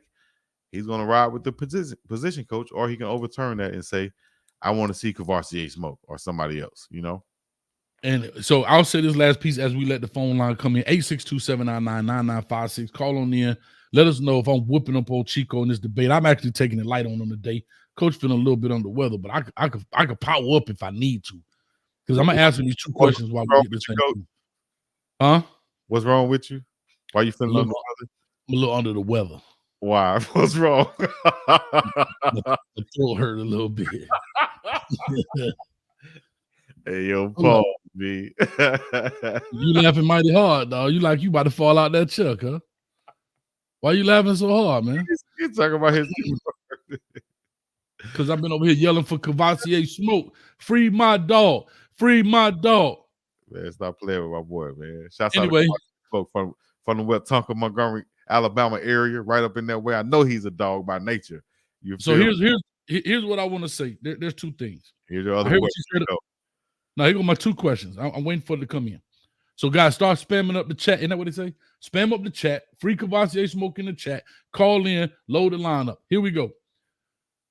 Bring it up, recruiting. I'm gonna stay on Cavassier for a minute because I think we're gonna put so much pressure on Coach Prime. I can guarantee, Chico, he play in this game and get at least 7 carries or more. I'm finna put the pressure on Coach Prime. I'm cutting this out right here. Free Cavassier Smoke. I'm gonna make him do it at the very end, and I'm gonna put this up and I'm gonna tag him at Deion Sanders, like y'all like to tag him on everything. So I'm gonna. Here's what I want to say. What you got for me now, Biggs? You come from Kentucky, and I'm just bringing this up. You come from Kentucky, right, man? You're told something. I don't know what that something is. It's your last year, and you don't get to play it. You, Chico, you are Cavassier Smoke right now. No, I just want to make sure that I'm not talking about. I want you to answer. How do you feel about that if you're Cavassier Smoke? I don't know because I don't know the ins and outs. I can't tell you how Cavassier Smoke feels, Coach. Answer based on what you see. I don't know the ins and outs. I really wanted to play. I really wanted to get in, show my talent, just like they posted on their Instagram page. Same thing for Willie Gaines. You know, I really wanted to show the talents of what I had. You know, I feel like I could have done this or that, but you know, for whatever reasons, the opportunity didn't present themselves. No, I ain't talking about. I want to talk about it. Okay, all right. Hopefully, I can get up in here and do my thing. You know what I mean? And show some of the talents that I do have. I felt I could have done it all year, but you know, coaches felt otherwise. You know what I mean? What do you want me to do? You know, be on the sideline, pout. I told him I wanted to play, didn't get a chance to yet. What you want me to do? You know what I mean? I'm here to play though. I'm ready to go. I've been a good teammate this whole time, and I'm ready to go. You know what I mean? I'm glad I made this decision to come here anyway. Could I have gone somewhere else and played more? Yeah, probably could have went to a lot of schools and played more. Who knows? But I could also went to those same schools and been in the same situation as far as, you know, my stats go. But, you know, we got people like Coach Hayes and Big Dog Chico talking about me right now. So, you know what I mean? I got something going Free on. my dog. Thanks for I'm sorry. Thanks for Preston 499. Smoke no play because he likes the smoking club. He puts it all over his socials. Okay. I hear you. That ain't no reason. There ain't no reason.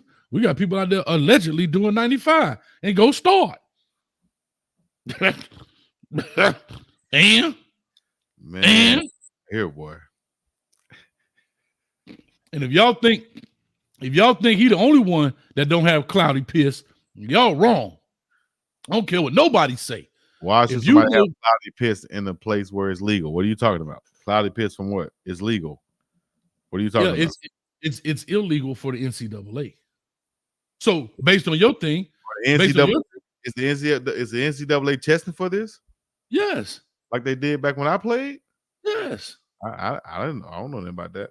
Yes, about that. Please, I got see some actual evidence that say that NCAA is currently testing players, and marijuana is part of the things that they're testing for. Please, somebody research that because I don't know, and I'm not afraid to say that I don't know. I don't think are they still testing all the players in football like they did back in the day, especially in states where they randomly test. Yes. Okay. And here's the thing: randomly, marijuana is legal, but you better this anyway. What? No, here's what I'm gonna say. So their whole thing was that because he clubs and he smokes, but based on what you're saying, it's not legal. So what difference does it make? Okay, I guess this is a time that I could tell a story based off what you just said. Clubbing and smokes. It brings up a story, and I just saw my dog on TV the other day. I said I got to find a way to tell this story. I might just do a whole video on it, but I'm gonna do it right now, and I'm gonna clip it. All right. Story time with Big Dog. Oh God. Location: Honolulu, Hawaii. Time: 2005 NFL Pro Bowl. All right. We're out here in Hawaii. My teammate, Roddy White gets to go to the Pro Bowl, right? Not 2005, 2000. It had to be like 2007. Let's just say 2007, 2008. It was 2007, 2008. One of the time when Roddy White went to his first Pro Bowl, right? We are here. We go to the club. I'm talking about everybody you can name was right there, arm's reach. Jim Harbaugh, Peyton Manning, Eli Manning, Brandon Marshall sitting there chilling with us, Wes Welker, everybody, John Beeson, everybody, right? And then we walk into the club, and it was like a private club just for girls. It seemed like, allegedly, and the Pro Bowlers and their family and friends. I'm in there, and guess who come bouncing in the club smelling like a pound? I can tell this story now. He's out of the league. Smelling like a pound in his I don't first. subscribe to that, but go ahead. I can tell this story now. He probably would confirm it. You know what I mean? I can tell the story, but coming through that mud, bouncing like, I don't think anybody really know who he was, but I knew who he was, being an avid fan, and being that he was from Oakland. Marshawn Lynch came through that thing, boy, bouncing. Smelling like a pound, burning. You know what I mean? Doing that Oakland bounce or whatever, right? And I was like, damn. And it opened my eyes, and I noticed, hold up. It smells like it all throughout here. Hold up, wait. Is that Pro Bowler A burning? Is that Pro Bowler B burning? Is that everybody in this bitch burning? It looked like the Raiders locker room after they just won, right? Listen, man, everybody do that, man. Not everybody, but it's a common thing, especially for athletes. I agree. Man, this is a story tell. People telling stories on podcasts all the time. And Marshall, I'm telling it to you right now. You feel me? That's free smoke. That's why I'm smoking the clink right now, because Chico out there snitching on my dog. Matter of fact, Chico, you snitched on Kamani talking about he doing 95. You put that up on your channel. You out here snitching, dog. I defended Kamani from the white dude saying that who's that white coach name that y'all said from being on that was the tennis channel brought it up. Yeah, I'm calling the tennis channel out. Yeah, come on, man. Whatever. That stuff is public knowledge. You can't snitch on something that's public knowledge. What that sound like? How you gonna snitch on something that's public knowledge? Real quick, I will stand corrected, but there are some things here. Real quick, I looked this up. They changed the nanograms per milliliter from 35 to 150. So I guess you can get high, but not too high. You like that? What's that from? I can get high, but I can't get. I don't get too high. You feel That's me? Goody Mo-P. All right. The first positive test, no loss of eligibility, but as long as the school has a plan in place. The second positive test, no loss of eligibility.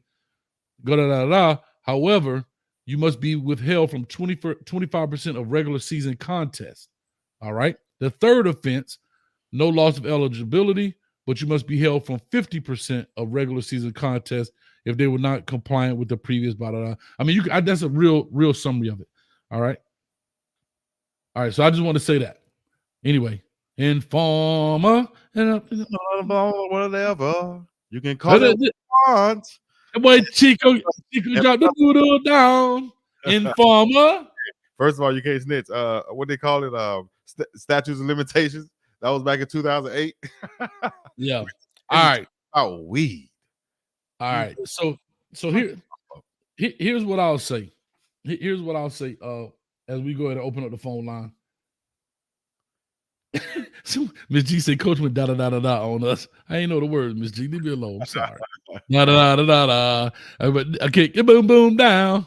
Anyway, it has medical. Hey, Peter. A lot of players. Coach is not worried about. God, dang, that boy. Chico snitching, Chico informant, all this other stuff. Chico. Y'all call that snitching, y'all wild as hell. Chico. I'm gonna get Marshawn on the show. I'm gonna get Marshawn on my show and let him talk too. Hey, Peter, that's the word for the day, baby. A shield. God dang. I already got some former some athletes that asked me to come on, but I haven't found a way to incorporate them yet and create a show. They ain't coming on now. You gonna be like, oh Lord, he gonna tell stories. Man, please, man. They gonna come on and tell their stories. You feel me? All right. Marshawn Ben talked about that anyway. Though Jay walk around, Chico, he been Ooh, he jaywalking. Ooh. Coach Kev been trying to get some spotlight the whole time, ain't he? There, Chico, you snitching on a 2005 offense. Right. How is it snitching on a 2005 offense? Anyway, Chico You even 5. called out the year. You called out the location. Hawaii. You even Jim Harbaugh already in enough junk. You talking about Jim Harbaugh ended up blowing the sweet Chiba. No, I didn't, right? Jim Harbaugh was blowing. You said he was in there. See how y'all don't listen. Y'all don't listen to the story. You said Jim Harbaugh was in there with the sweet Chiba. I'm gonna tell it again. I'm gonna tell it again real quick. Talking about puff pass. I said Roddy's first Pro Bowl. You don't want to hear that jump, man. Exactly. We all went out. But before we went out at the hotel, all of the families was there. That's when I say everybody was in the arm reach. Jim Harbaugh, Peyton Manning, Brandon Marshall, everybody, any Pro Bowl you can name. Joey Porter. That's when Joey Porter and Brandon Marshall was about to get into it. He was talking about when he was selling nickel bags, huh? But is that what Harbaugh say? Hey, Chico, you got a nickel bag? The club. You got a nickel bag? The club. And it was filled with a bunch of Pro Bowlers, family, and so on. And all of a sudden, come bouncing by me while the music was going, and I smelled like a pound. I say he was smelling like a pound too. I didn't say he was smoking a pound. I said smelling like a pound. Come on now. Well, Chico. Anyways, he come through there. I said, damn, that's Marshawn. And he just bouncing doing that Oakland bounce. You feel what I'm saying? What's that? You didn't even call him beast mode. We could have at least played that off for the Fed. You call his name. Marshawn. It was Marshawn then, back then. You know what I mean? Oakland. Chico. Anyways, let's go ahead and move on. So Chico's so nice. Chico's so nice. Hey, listen, Chico's so nice. He snitched twice. Told the same story on the same thing. But I tell you, y'all cut it out. All right, here we go. Let's go and get to this phone line. At least my story didn't change. My story stayed the same. He said he's so nice. He snitched twice. He's so nice. He snitched twice.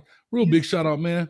Free my dog Cavassier Smoke. I know y'all tired of hearing me say it, but I wanted to make this for him because I didn't want him to hit me with an NIL. So Cavassier, you know what, man? I got your back, dog. I know that ain't how you spell your name, but that's the best I could do. From Classic Concentration. Y'all shout out to Classic Concentration if y'all remember that TV show. Anyway, this guy, man. All right. All right, let's take the first line. Let's take the first one on here. We're gonna start off with the ladies in the building. Ray, talk to us. Ray from Georgia. What's your question, Ray? Hey, Coach. How you doing? Hey, Coach. How you doing? Man. I was trying to make sure I wasn't on mute. Hey, Coach Chico. Be careful what you say now, Ray. Be careful what you say. Yeah, please. Why? Why I have to be careful what I say? Somebody in here wearing a wire. Oh, okay. No, he's not dry snitching on Lynch.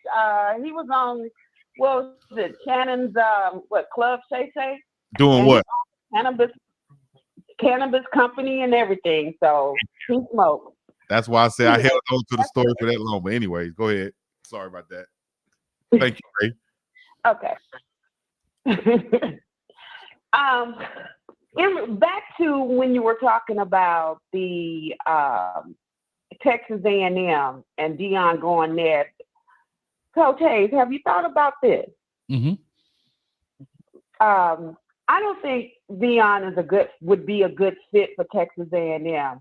The difference in between the Colorado fan base and the Texas A&M fan base, Colorado, they hadn't been winning in the past decade. That fan base was desperate. The program was desperate. Mm-hmm. The AD was on his way out. So they wanted whomever. It probably could have been Satan himself, long as he was winning games, they would have embraced him. Whereas with Texas A&M, they're not a desperate fan base. It's not a desperate program. They've been winning. What Texas A&M wants, because if you look at Jimbo Fisher's record and what's his name, Kevin Sumlin's record, Kevin was winning more games than Jimbo Fisher. They was right there neck and neck. What Texas A&M wants is a national championship. Mm-hmm. They're tired of not going to the national championship. Yes, Coach Prime would have the players, the funding and everything, but Coach Prime, and I love Coach Prime, I'm only a Colorado Buff fan because of Coach Prime. And if Coach Prime were to go to Texas A&M, I will be watching Texas A&M. Giggle. With that being said, Coach Prime is too flamboyant for Texas A&M fan base. Texas A&M's fan base is way too conservative. I mean, you look at their games, you look at the statesmen standing on the side. It's like watching the Confederacy. Dang. It's the way that Texas A&M do, the way that Coach Prime do things, as far as having Lil Wayne, the celebrities, and the music and so forth. That is who Coach Prime is. That wouldn't fare well at Texas A&M. I agree. Wouldn't. I can agree with that.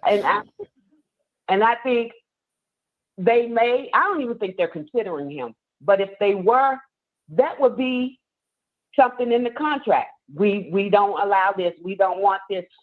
That would be a deal breaker. I feel like that would be a deal breaker for Coach Prime, because that would be handicapping who he is. I can agree with that. I totally agree with that. But I think Texas A&M is smart enough not to even approach him if they're going to ask that. I think they know, like, I'm not going to ask. I know that's him. So why would I even go in there unless you just think he's just a straight dummy or fool and just try to get a dummy bet out of him and say, hey, we can give you this amount of money. And that's why I say he wouldn't go there. I in fact, like I said, I don't even think they're even considering him. It's nice that Stephen A. and other people are, pumping that up, but I can see him at Oregon. Hold on, I can see him at Oregon if Dan Lannon takes the Texas A&M and he go to Oregon with that Nike money. Ooh, he gonna be riding the motorcycle. Yeah. Anyway, I'm just teasing. So Ray, what's your question so we can pop this thing through? Oh, that wasn't a question. That was more or less a statement, because I was disagreeing to what you were saying. I was more on the lines of what Chico was saying. And I think that might have been the second time that I've actually agreed with Chico. Well, Dr. Sean Peterson, thank you very much. I appreciate that. Appreciate it. Thank you, But Ray. no, take that back. I do have a question. Take that. You made a statement about the O-linemen not wanting to go to Colorado because they want to go to one of the more established programs. I made that statement, or Chico made that statement? I did. And there are some players who are like that. Yes. Well, she said I made the statement. Yeah, you made that on the I think it was last week. I don't think Coach Prime would have a problem recruiting formidable O-linemen and D-linemen. Okay. He's not going to have a problem recruiting them and making an impact. What I'm saying is, though, let's say out of 10 guys who's coming from the South, right? And you're trying to get some of those 10 guys are being recruited by all of the Southeastern Conference teams and everywhere around them. And then Coach Prime will have to come in and recruit them also. And what I'm saying is they've already been influenced by these teams for so long to where he's naturally competing with. Yeah, he can. Yes, I'm not saying he can't. This Polynesian, why you say Polynesian? I cringe when you say that, because I feel like he can recruit in the state of Alabama, Georgia, Florida, Mississippi. He needs the big boys, not some Polynesian whatever. He needs some hogs. They are hogs. You ever seen the Polynesian kids? Right. I can't. You don't know. You never seen them dudes? They can't play like them boys from the big boys, from the cornbread eating, beans eating boys from the South. No. Hey, now I know you from Georgia. Hold up. Now Ray from Georgia. So I understand. But I'm gonna say here's what I will say. And I'm only gonna make this quick defense. And I know, Chico, you can run because you live over in that area. You definitely know them. But I will say this, Ray.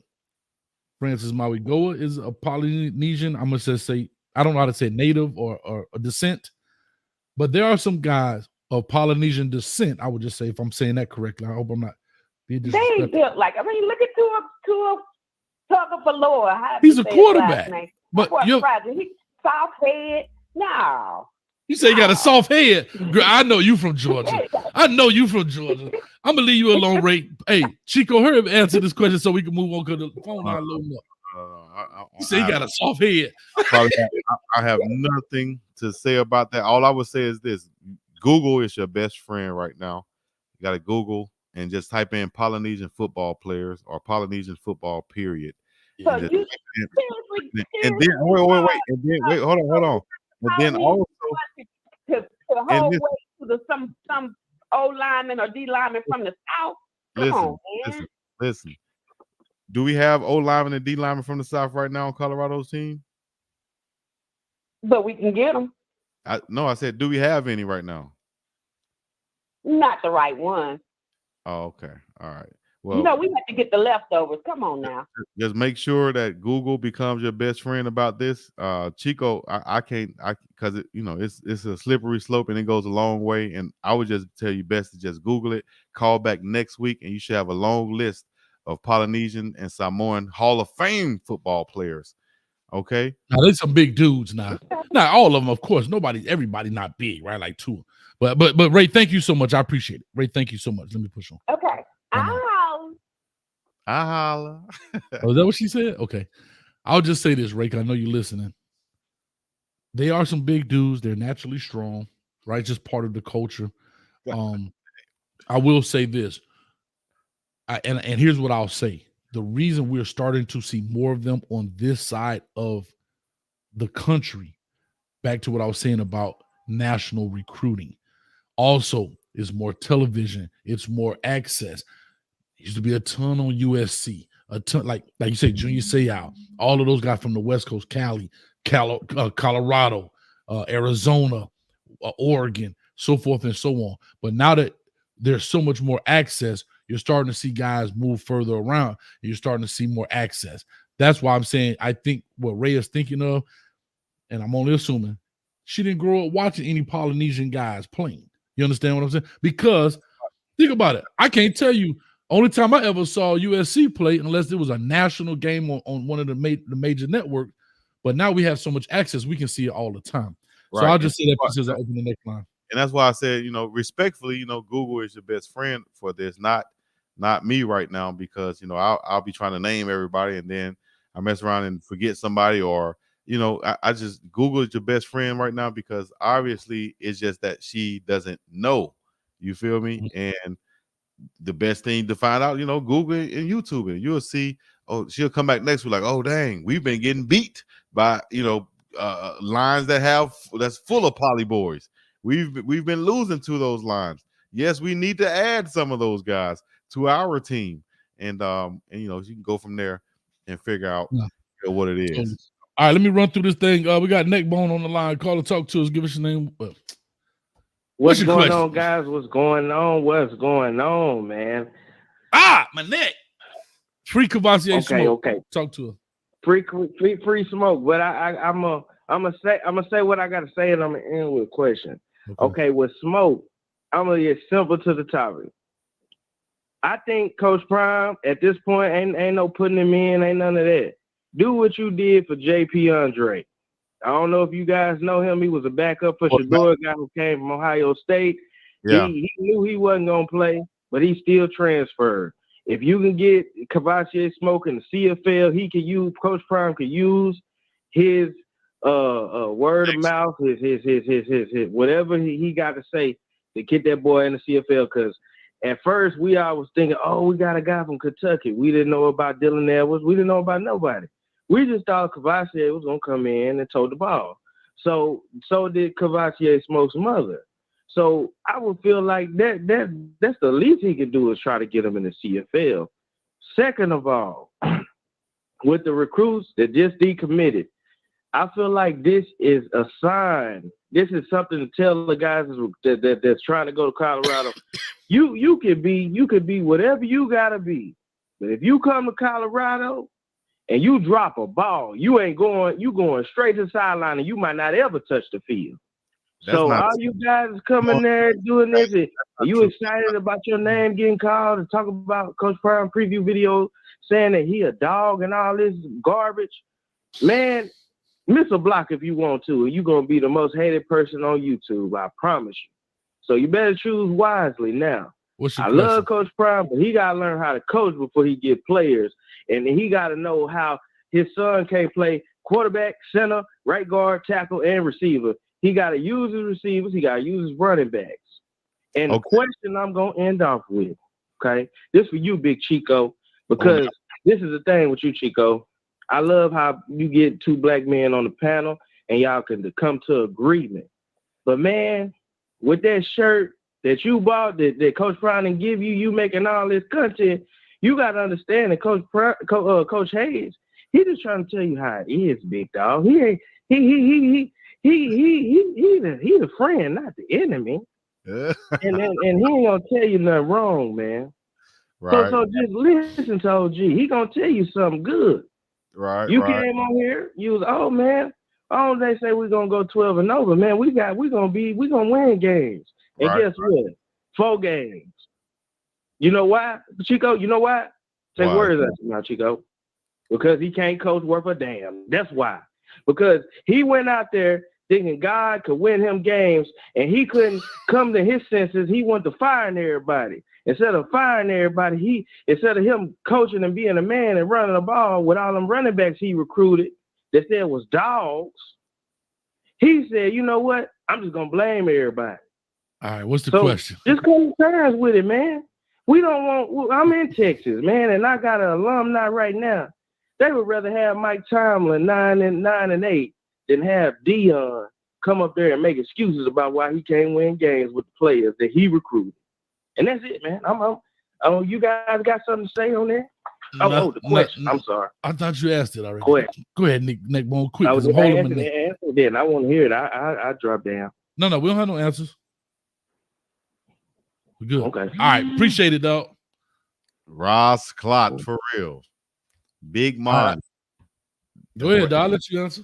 I got to say on that, man. He went in and said what he had to say. Nick Bone. This is the big show, dog. You got to get. Come on, Chico. This is why you be getting body blow. Matter of fact, all I'm gonna say is, after the last 2 callers, we need to. He said Chico shook. Yeah, and that's your side of the fence. What do you want me to address about what he said? Man, you got to give him something, dog. Dog. Do me a favor. Can I get a hater to call me? And I'm gonna tell you how to do it. Ask Rob from Texas last night on the other night show. He called in. Hold on. I want to say this. Rob from Texas. He called in. He always get a little spicy with old coach, but he called in, and I said, "Hey, Rob from Texas, man, what's your name? Blah blah blah. Hey, you got 2 minutes. 2 minutes? What do you mean 2 minutes? 2 minutes, bro? This ain't coach." That's what I'm saying, man. Everybody get to no, you gotta get. Sometimes you gotta get once you talk over 2 minutes, I kind of damn near tune you out because you're saying so much stuff, and then you come back and ask the question. You come back over this right here. You come back over that. Come on, dog. State your name, where you're from. Ask your question. You gotta give him one, dog. You can't let Neckbone came in here, grabbed your remote control, and turned your TV, dog. Shout out to my coach Ice in the building. Y'all, hey, let me get a thumbs up. Came in and took your remote and changed the channel. Man, listen, man. On your TV in your house. We're going to have to enforce these 2-minute rules. We ain't even got 2 minutes. It's supposed to be a question. All right, who's next? Well, they say there's a tremble in your voice, dog. Call it what you want, dog. I'm asking you, what do y'all want me to address? That what he said. He said so damn much. What do you want me to address? Pick one of them and go at that neck. He's named Neckbone. My God. This is a debate show. Okay. I want somebody to call in and give me the business and let's shake it up. Hey, my throat ain't hurt no more because I'm on that cane. Get something to debate on. I got to debate on. I'll debate your name. It don't matter. You're calling here with that foolishness, you don't get the business. 60-52. 60-52. Call in. We'll give us your question. 60-52 going once. Give me something good, man. 60-52 going twice. Hello? Oh boy, you almost hit that. Hello? Yeah, what's your question, brother? You live. Hey, shout out to Coach Hayes and Chico. Chico, Alabama native, how you doing? You heard me? ALA in the building, you already know what it is. Real football county, real football country, should I say? ALA in the building. Absolutely. But the question is, how do you see Shedeur and Shiloh in 25? Do you see them day two draft round picks or third? Because I don't see them first round. As many people see them. You asking me that? Yeah. Yes. I definitely see Shedeur Sanders in top 5 draft picks. I see him going number 4 to the Atlanta Falcons, and then they're gonna pick up in the second or third round, Shiloh Sanders at the safety position. You feel me? That's what I'm looking at. And then they're gonna pick up his daddy as the head coach. That could be a possibility once they throw the bag at him in like 3 to 5 years, maybe on that second contract or something for Shador and them. Then he can come do that, something that has never been done before. Coach his son, little league, middle school, high school, college, and then pros. You feel me? Possibility, but that's after like 20, I'll say 20, 28, 29, 30, somewhere around there. That's what I'm thinking. Until then, we trying to win the championship right here at Colorado. I ain't trying to bounce around. If anything, I'm trying to bounce around in Boulder and get busy. You feel me? That's what I'm talking about. But I think Deion leaves after his kids leave. I think they're gone. I think he's gone. See, y'all keep saying his kid. What? The two football. What about his daughter? You know, his daughter is there. And I still think that he wants to build and win something there. He's not just trying to leave. You're talking about a guy who has plenty money, you know, plenty everything. He's just trying to get the right situation to win. That's what's driving him right now. Man want to win, dog. You don't understand. People who come from a competitive or athletic background want to win. We're not worried about what this person thinking on the outside. He should be here. He should go there. It looks no, dog. I'm trying to win and do stuff that's legendary and extraordinary. Once he win at Colorado, then he'll look at going to coach Shiloh and them in the pros. But I don't think he's going anywhere as far as laterally trying to go coach at another school right now. I don't think so. All right. Appreciate you, brother, man. Thank you so much, man. Thank you for the call. Man, what's your name, brother? What's your name? All right, man. Oh, I guess he's gone. All right. Matt, do me a favor real quick. After this next call, I'm going to lock it. So if you want to call in, please do so now. He's loading up. And once you're finished, please hang up because it's killing the board right here. And the numbers start getting mixed up. Chico. Coach Hayes. I can appreciate you, dog. You can. You but should. When you start wearing that doggone crimson and gray, talking about gig 'em, boy. Oh, you saying when I start wearing that crimson and gray? Oh my gosh, man, you wild. I'm gonna fly to Hawaii. Man, please. Coach Prime ain't going. Hold on. This shoulder right here is what you shall cry on. I'm gonna give it to you, my brother.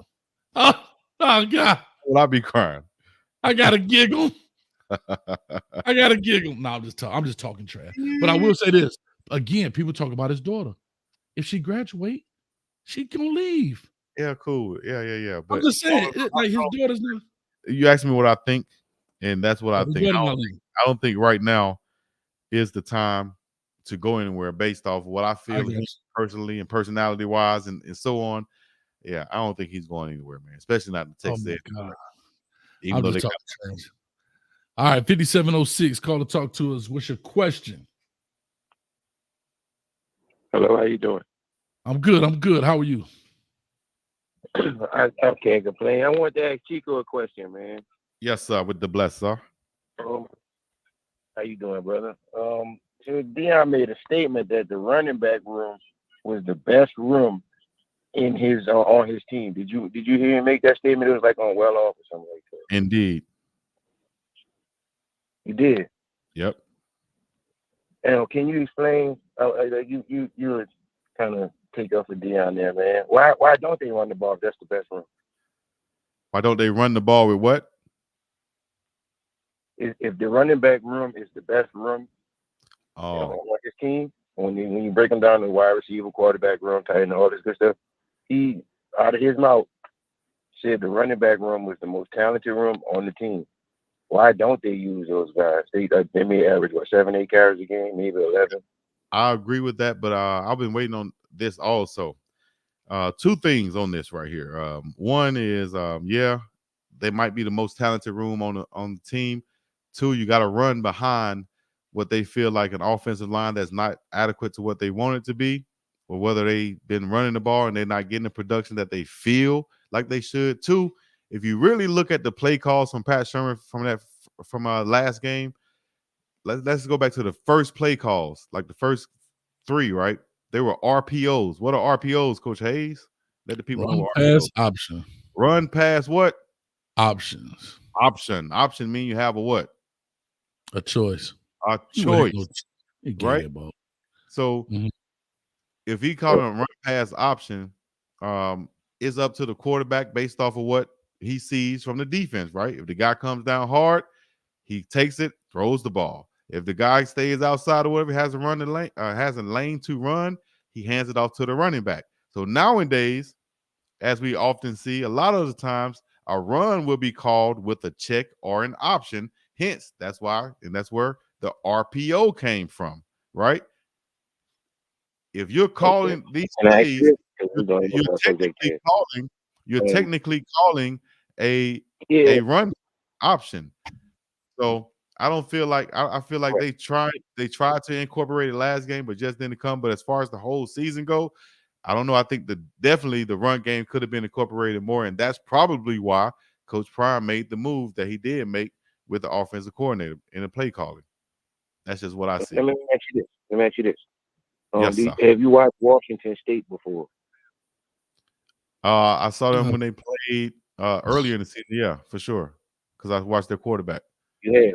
Have you noticed their offensive line? I haven't. What should I know about their offensive line? It's great. Okay. But they don't run the ball. And they make the same plays. They do make the same mistakes. The only reason dude don't get sacked like Shador because he's taller and bigger and a little more elusive, and he's made to pound a lot harder than Shador.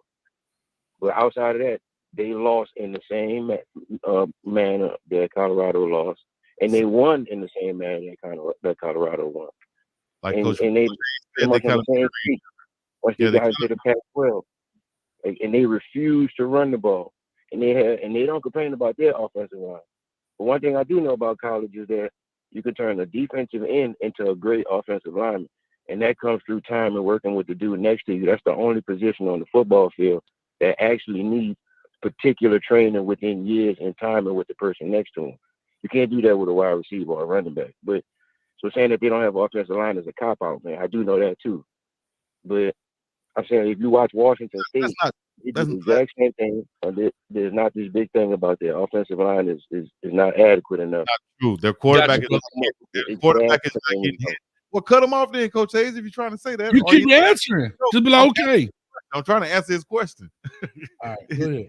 Based off the offensive line that he's seeing, and what their production is, that's philosophy and play calling. You know, that's the commitment to run. You got to have a coach that has a commitment to run and make those play calls and run those and execute those plays. Some coaches just don't want to do that. Some coaches would rather call pass plays or give them the run pass option rather than just calling a straight run. That's all philosophy. And a lot of things, that's like a 3-point shot in the NBA nowadays. You know, some teams will take a player out for shooting a 2-pointer. Sean Lewis last year at Kent State averaged like 25, 26, 27 runs a game. Got you. Right now, he had a chance to do that at Colorado. He was calling plays. He came in with this other dude, and they got the same offensive playbook. So I think Deion set up his own playbook and making these dudes call these plays. Just if you ask me. Okay, I love it. No difference in between. You're right. You're right. So I appreciate it. We got so many more calls to get to. I know y'all can go back and forth. We're gonna do a show at the end of the season, just a straight call in and no debating. Just talk to the folks and let it ride. What you think, Chico? Shouts out to somebody want me to call their name again. Coach Kell talking about Chico. You don't know if those. What I got to do with my question about the? That's the whole point. Not being no, Prime a good. Come on, you know what he gonna say. Come on, dog. Go ahead, Chico. You know what he gonna say. Okay, that's all I want. All right, appreciate it. Yes, sir. Have a good one, man. Yeah, he says Coach Prime a good coach, Chico. Come on, man. And then yes, of course he's a great coach. Yes, of course. And Coach Kells, of course, said, Chico, you don't know if those are RPOs or not. You have no way of knowing that. I call BS. That lets you know you can't be watching football. Yeah, I'm gonna do like Coach Hayes and just move on from that. If you know any type of football, I can't move on from this. Chris E, I appreciate you, Chris E. You the only one on my Coach Hate shirt that still come on this show. And I want to say I love it. But look what you're doing. People keep talking about Smoke. Free Cavassier Smoke. Was Smoke starting at his previous school before transferring? No, he wasn't. But he was a major contributor. Have he ever cracked 500 yards? Yes, he did. He currently has 1,500 yards rushing in his total college career, more than any running back, more than Dylan Edwards, who had 0 until TCU's game, more than any of those guys. So what is your question? You are literally moving the goalpost, sir. I just want to make sure I got him there. And to Butterfly, don't think I didn't see that. Don't think I didn't see that, Butterfly. Don't you ridicule my violin technique, Butterfly. You're supposed to be on my team. And I just don't like it. I'm just teasing with you. All right. I'm done with that. Anyway, going to the next one. Real quick, let's get this dono out the way.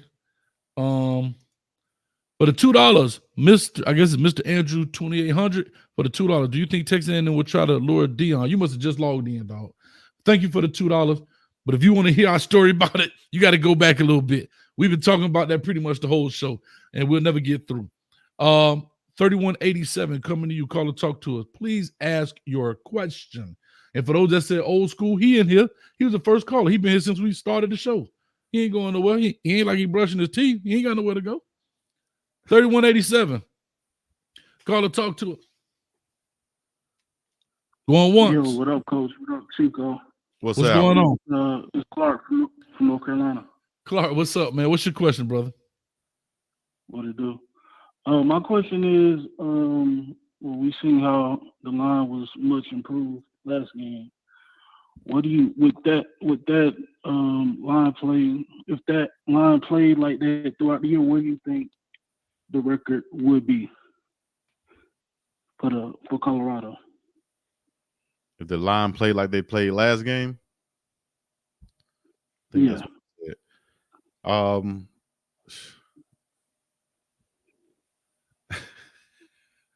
Well, okay, so basically, if they played as well enough to not give up any sacks, other than what 1 or 2 sacks in each of the last games that they played, especially the ones that they've lost, what they gave up 3.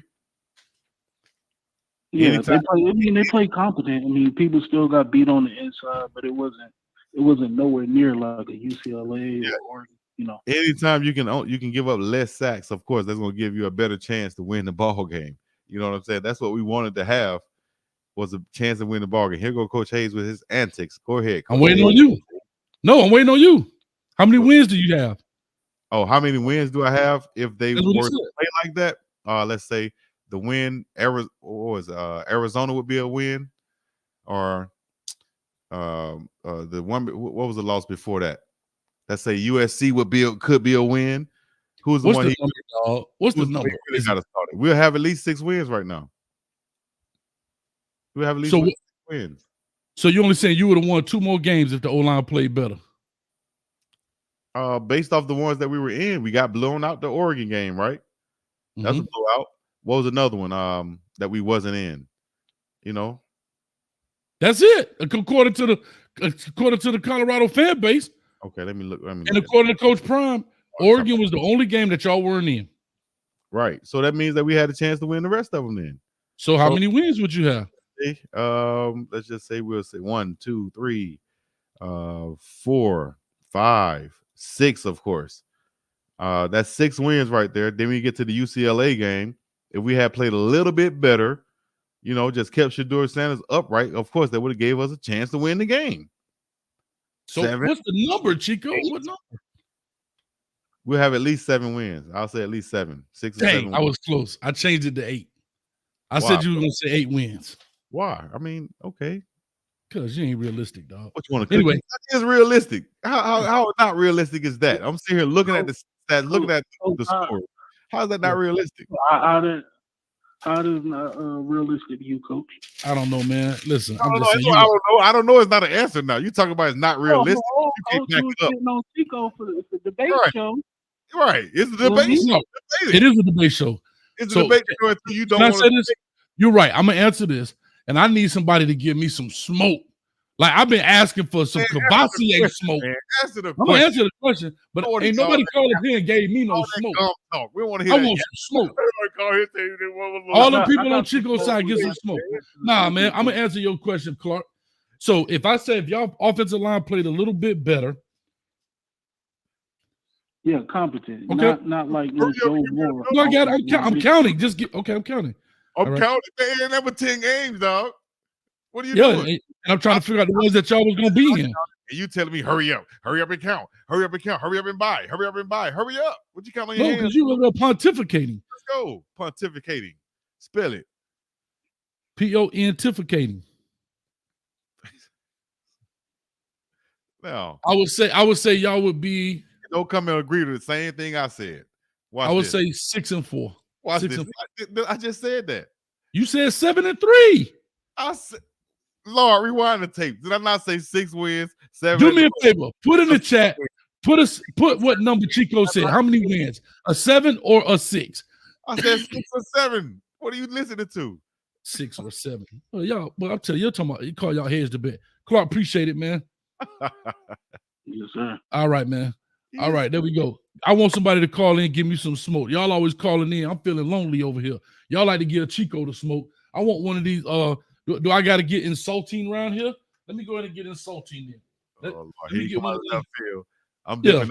I'm dipping out. I'm dipping out. Go ahead, man. Y'all ain't got no more home games. You ain't got to worry about a press pass. Let's go. I went to one home game and one away game. I want Coke members to call in and give me some smoke. That's all I'm saying. I'm open after this phone line. 6933. Coach want to smoke. I said 6 or 7. I said 6 first, and then I said 7. Coach, what's going on? I'm good. Who am I speaking with? Fellas, this is Joe from Alabama, man. How y'all doing tonight, man? I'm good. Joe, talk to me. What's your question? I'm from the A, but not Atlanta. This Alabama. All right, yeah. Country, you could tell from my grandma. I don't think anybody has brought up the fact that, for one, you know, the SEC with Oklahoma and Texas entering it next year, that they've gotten rid of the divisions. And so now it's going to be the 2 best teams that's basically going to play in the SEC championship. Okay. And Coach said something very specific. He said he wants to win.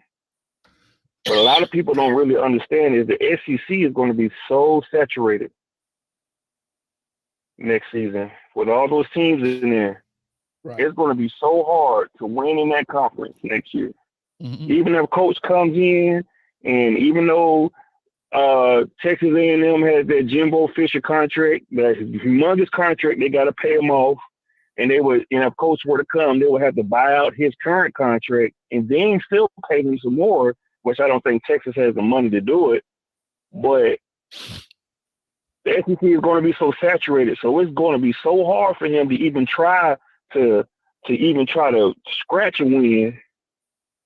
But in the Big 12, which he's going to next season, he's going to have so many opportunities in a lot of ways. I'm not saying he's going to dominate the Big 12, but he's going to be in a better position to win and to really run his mouth and, you know what I'm saying, becoming, I believe, to really do that.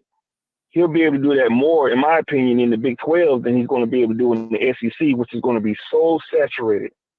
And it's going to be, and at the same time, a lot of those guys in the SEC, they're going to play for the SEC. But we all know a lot of those guys, a lot of great talent. You got 5-star talent in the SEC that are still riding the bench for 2 or 3 years. I got you. Let's get to your question, brother. I'm sorry to cut you off, but let's go to your question because we got so you don't think those guys are going to say, "Hey, I can go to Colorado and at least try to get scratched some kind of playing time"? Because I know in the SEC it's going to be hard for me to even get. It's going to be hard for some of those guys to even get on the field. And some of those guys are great. So what do you think about that, Coach? I mean, because especially teams like Alabama and Georgia. There's still 5 stars on those teams that they still haven't played yet, and they're like in their 2nd, 3rd season. You don't think those guys ain't gonna try to go to Colorado? No. No.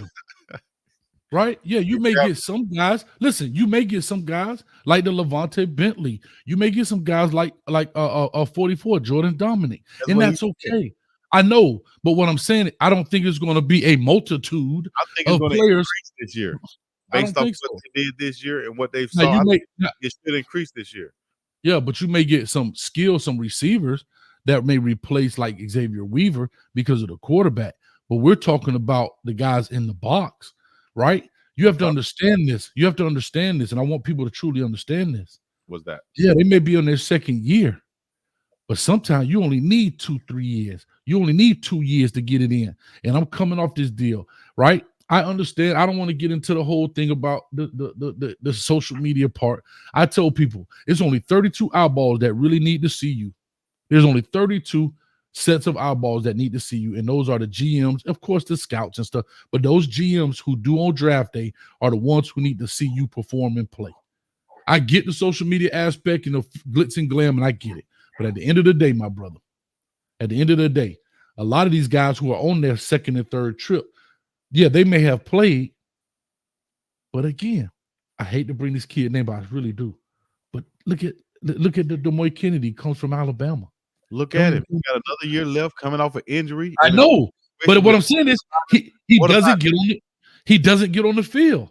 Okay. I'm just saying. He's gonna listen, I'm not knocking it. Listen to what. Okay, don't get sensitive on me. Just hear me out. Let me finish my point. Go ahead. My point is, so the guys who may leave from those universities, the writing is on the wall about their ability at those particular universities. Why do you think he left Alabama? Hold on. If he's so young, go ahead, bro. With Colorado going to the Big 12, they won't be all in those California areas anymore. They're going to be in the South, playing games in the South. So what? You don't think that's going to attract guys? Because the fact they don't have to go all the way to USC to play a game? But no, we don't have. We got to get out of when we played. We got to get out of that.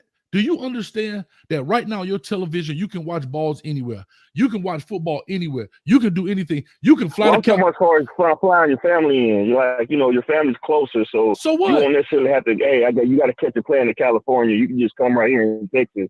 So and what? Play, and watch your son play. Bro, I get that, but at the end of the day, that's 6 trips a year, bro. 6 trips a year that you may have to go to California. Is the opportunity better than 6 trips a year? That's all I'm saying. I'm not saying it's yes or no. Yeah. What I'm trying to get you to understand, flights are cheaper now, right? Bro, I flew to Colorado for $142 round trip, bro. Like, so what I'm saying, travel is not the same. It ain't like it was $600 tickets. And trust me, if you a gangster like that, I promise you them schools make sure you show up to those games as a parent. Don't get it twisted. So I appreciate you, man. Thank you. I got to push on. I appreciate that. Anytime. Anyway, I was just saying, like, I know sometimes as callers and people, as we get older, we still look at football from our day. Bro, most of the major football games ain't even on doggone ABC, NBC no more. They be on ESPN2, Fox Sports 1. You know what I'm saying? Like, anyway, I see somebody in here, and I know exactly who that is. I'm finna get him that work. I know he gonna call in because he a gangster. 8744, caller, talk to us. I'm getting ready to lock this conference, guys. The conference has been locked. Yeah, we're gonna caller, talk to us. Give us your name. Yeah, we got to get out of here. What's going on, Chico and the coach? What's happening, man? What's happening with you? I'm good. You know who this is? It's Trucker Mike once again. Trucker Mike, talk to us. Like I did last time.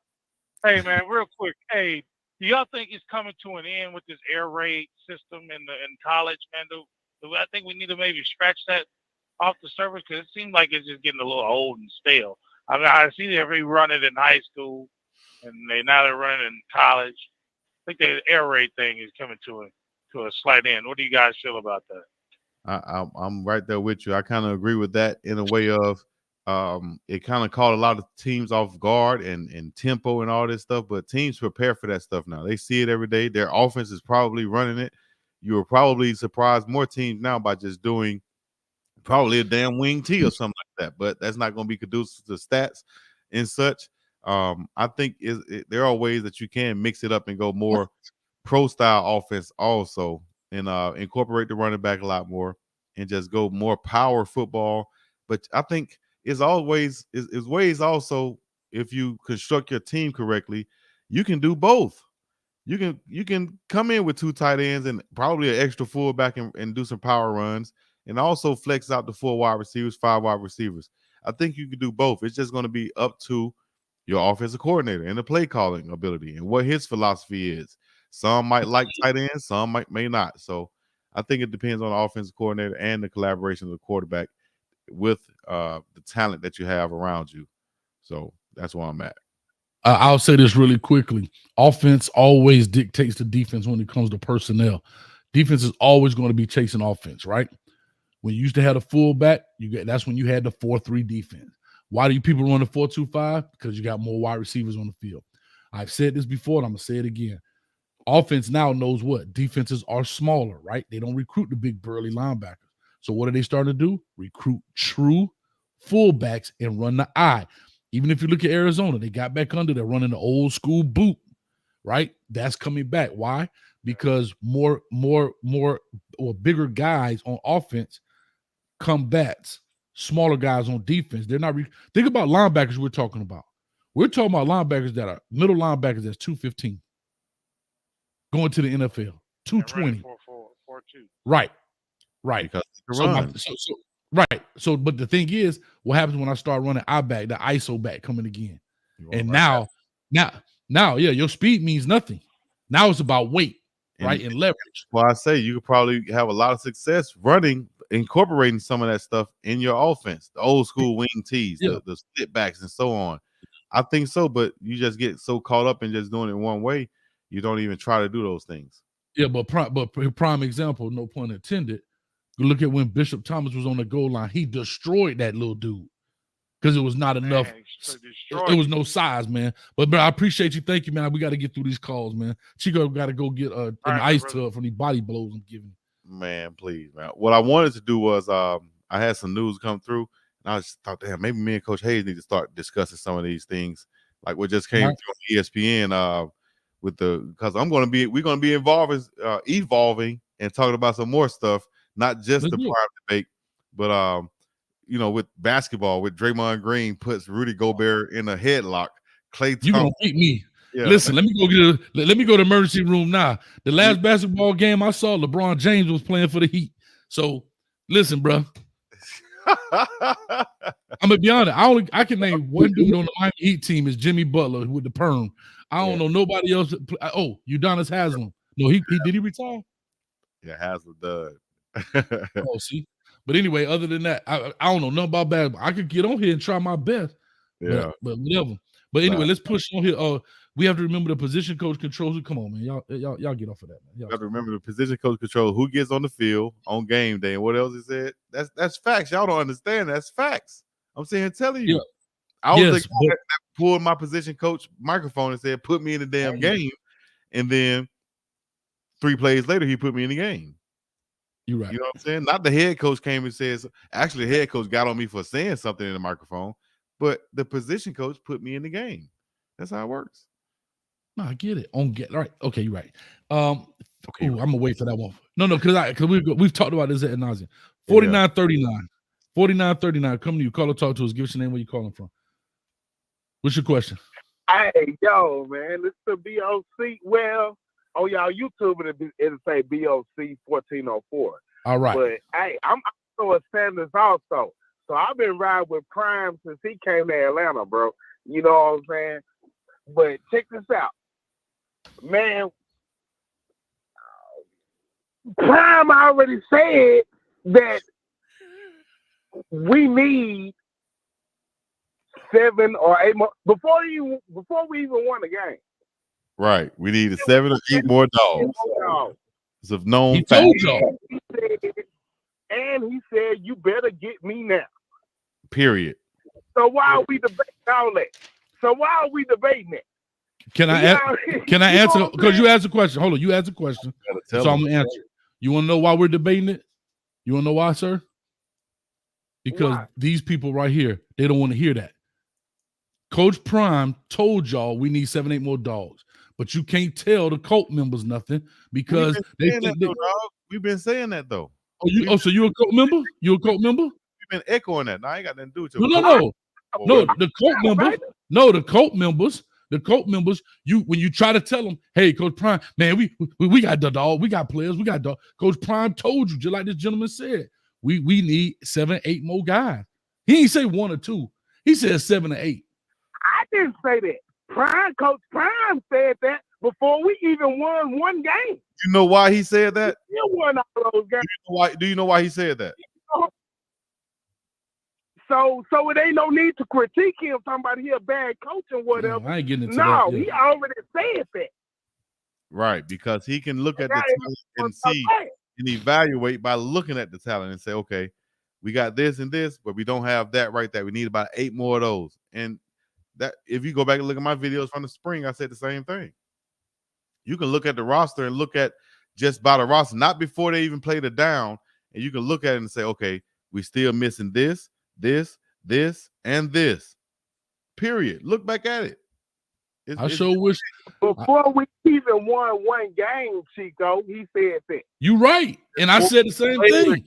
We said, and when that. I asked, y'all 100% right. And when I said, dun, dun, dun, dun, dang, Chico, I need to dye my beard, dog. That's why they call me a hater, dog. They think I'm an old man, dog. Anyway, what's your question, bro? Talk to us so we can get up out of here. You speak facts, dog. You speak facts, but you be tripping though. I don't like you talking down on Prime, dog. So what did I say that talk down? Hold on, whoa, brother. I can't let you pass that red light. Question. I can't let Here's you the pass question. Like, I got one question for you, my man. What's your name, brother? My name is. I ain't gonna put my last name is Sanders. Okay, all right, Sanders. What have I no said? Kin, though. No, that's fine. No, No problem. You say I'll be talking down on Coach Prime. Name one thing I've said tonight or any other night where I talk down on Coach Prime. I'm waiting. Well, no, Oh. your critiqueness on talking about on how he messed up her. He messed up her. What did I say? What did I say? And we these 7 or 8. Wait till he get these 7 to 8, 10. Sir, dogs. that's not the question. He said, "Get him now." He said, "You better get him now." And Sir, that's what Sanders. these few games are doing. Sanders, I'm not going to go. Sanders, hold on, brother. I'm going to just ask one more time and I'm going to be done, I promise, regardless. I asked you, what did I say about Coach Prime where I talked down on him tonight or any other night? And you just said you just no, coaching. No, coaching skills. That's coaching wise.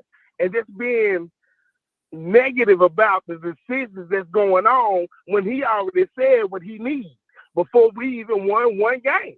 What did I say? Oh, what did I say? I'm asking, what did I say? You just said being negative. What did I say? I'm asking, what did I say? Bruh. I'm asking. And you say, I'm asking you to remember, sir. Sir, I have done so many shows. I've put over 1,000 videos out. I'm not asking you to say everything I said. Out of all the talking that I've done about Coach Prime, I'm asking you to tell me one thing that I've said negative about Coach Prime. And that's what I like. Bruh. So I appreciate you, dog. Thank you, man. Thank you, Sanders. I'm waiting, dog. This is you be talking about his coaching skills, bro. What did I say? What did I say? What did I say? What did I say? That's negative. No, it's a collaborative thing. Just name one. Just name one. Just name one, Sanders. I just need you to name one. I'm gonna say everything. All right, I appreciate you. Then. All right. I'm gonna say this. Thank you. No, I'm gonna say is this for all of y'all who come on here who be ready to say Coach Hayes be hating. Just have you a list of stuff that do you research, because you know what he gonna say when y'all what say question? He gonna say, just tell me where I'm hating at. No, that's not what I'm gonna say. Here's the exact question. Here's the question. Hold on, Sanders. Here's the question. I'm going to say this every time. Excuse me. What have I said tonight or any other night that makes me a hater? And nobody yet has ever answered except for your demeanor. Look the way you sit in the chair. It's the way you said it. But nobody can say what I said. And I just said because Prime already said what he needed. That got nothing to do with what I said about him. What did I say about him? That was negative. What did I say? What did I say about his coaching skills, Sanders? That's what I'm asking you. I didn't say he can't coach. Not once have I ever said he can't coach. Not once have I ever said that. So that's not true. So tell me what. See, Sanders, I appreciate you. I got to push on, but again, I appreciate you trying to give me the smoke of the love. Some of the decisions Prime has made on the field. You never criticize some of the decisions that he made on the field, coaching calls, substitutions. Are you Is that negative? Are you not criticizing? Are you not criticizing Coach Prime by wearing a free Cavassier smoke shirt? Is that not? Yeah, but that's not negative. That's supporting the kid that you want to see him play. You want to see him play. I'm asking though, is it negative or positive? Whatever you're doing is going to be a negative or positive. It's going to be a negative or a positive. It's going to be. I said because I want to see. Hey, Sanders, appreciate you because it's echoing. Thank you, Sanders. Already, bro. Y'all hold it down. Keep doing y'all thing, man. And that's what's up. Yes, sir. Okay, Chico, can I say this? Hold on, Chico. I'm asking the question. Could that not be looked at as being negative? I'm asking the question. I'm not saying it is or it's not, but I'm asking you, could that not be looked at as being negative by saying those things that I just said? You know, if you look at Chico, if you look at that in a negative light, I'm asking. No, I don't look at it as negative. I look at it as supporting a young man on this football team who came to Colorado that has previous playing experience, significant playing experience, that's got 2 carries. And all I'm saying is let him run the ball. That's all I'm saying. Now, if that's negative, that would be the same way as you being negative when you question, well, why they don't do this formation? And I don't see it as being negative. There's a difference between being negative and constructive criticism. Here's a huge difference. That's a question. So So if I'm supporting a young man who's got 1,500 yards in college, and he comes to Colorado who has a running problem, and he can't get 2 carries, he got 2 carries for negative 2 yards, and your head coach called him a dog. I'm just asking the question, and I've been asking it since we started. Where's Cavassier smoke? Okay, so if you're asking, I don't see that as being negative, bro. And I'm asking you, okay, you don't see it as being negative, which is fine. But could you see how some other people can say? I don't give a damn what they think. All right, then. Well, that's what the caller is saying, then, dog. Well, why don't he say that? You know why he don't see it that way? Because they won't ever say it. They won't ever say it, Chico. Let me ask. You've been on here with me multiple times. You've been on here with me a multitude of times. And a plethora of callers have called in, and I asked them that same question. Chico, yes or no, has anybody ever said what I said to make me a hater? From what I've seen, no, sir. Enough said. I want the smoke tonight. Let's go. Here we go. Here we go. 7166. 7166. We're almost out of here, dog. 7166. Call or talk to us. Guys, if you've called in already, please hang up so it doesn't get confused in here, please. 7166. Going once. 7766. Is that me? Hey, that tennis channel? Oh, is this tennis? Is that the tennis channel? Yeah, tennis channel. I want that smoke right now. Tennis. Matter of fact, tennis channel. That's me. Yeah, that's you, tennis channel. Hold up, tennis channel. Buddy. Hold up, tennis channel. Do you want smoke? We want all the smoke. I want all the smoke, tennis channel. You better get your racket. Let's get it. I got it for you, baby. And you need to lay off my man Chico, you know. Why? Chico, one thing you got to know about Coach, man, he always moved the goalpost back. He sets you up and then he moves it back. How did I do that, sir? Explain one time I've done that. I love you, Coach Hayes, but I've been listening at you for a long time. Tennis channel. How have I done that? You set him up nice. You set him up. Oh, that doggone commercial. Commercial? Okay. You set him up. He set you up nice, Chico. Well, yeah, I had one. It's gone. Come on, tennis channel. Hey, stay focused, dog. It's about to be 40 love up in here. Listen to me. Talk to me. Okay, yeah, that's what I'm saying. That's what I'm saying. Listen, talk to me now. And I got a serve for you. I got a serve for you. I'm waiting on you. Send it. Send it. I asked you a question, tennis channel. Hold on. I asked you. Cool. No, you cool, dude. But what Chico said, what? I'm listening. I'm waiting on you, sir. Serve it. Okay. What do you need me to say? What do you need? What do you need from me? You called in here, said you was ready to give me some smoke. Oh, okay. Come on now. Put that insure down. Let's get it. Yeah, well, and I know this. I know this is a debate thing. I know that. Okay. Well, I got stuff coming 2 ways here, but okay. I know. But, you see, I've been watching you a couple of months. Tennis Channel, I'm giving you body blows. I ain't even saying nothing. You're knowledgeable about what you're doing. So you can't watch the TV and talk to me. Don't watch the television. Cut the TV off for a few minutes. Listen on the phone. All right? Because it's a 10-second delay. You'll never catch up. So turn around. Don't look at the television. Cut that off. I want this smoke. I want some of that. I want some of that AARP smoke. I want some of that silver sneaker smoke. Okay. Can you hear me? I love it. Appreciate it. Let's go. Now you sound focused. Serve that thing up. It's 40 love. I'm up. Okay. You're a good brother. I like what you're doing, but everything I've heard, when I've heard you spoke very negative in your conversation about Coach Prime. I've heard it.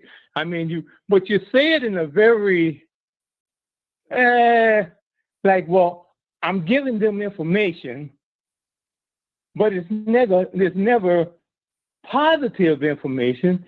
And you're saying all the stuff you're saying, Coach, we know about it. We know about the shortcomings of the team, but we still there, baby. But what's up with this Colorado coach? He even gave us a name, Colorado Smoke. Then now you come with free smoke. There's a reason Smoke ain't playing. I'm asking why, sir. Smoke is playing heavily. There's a reason. Why not? He plays on special teams, so he's not hurt. He's played 10 games so far, so he's not hurt. Okay, now those are the kind of now Chico. Slow down now. Hold on. Slow down. Question like that. Chico won't answer that question. Chico won't answer that question. You ain't gonna trap me like that. I'm not trapping you. Want to know why he ain't playing? Yes, I'm asking. You want to know why he ain't playing? But here's how we're going to answer it. I'm waiting on you, sir. We give Coach Prime a call. Hey, Coach, why isn't Chico playing? I mean, when he's playing for special team, and now you got your answer.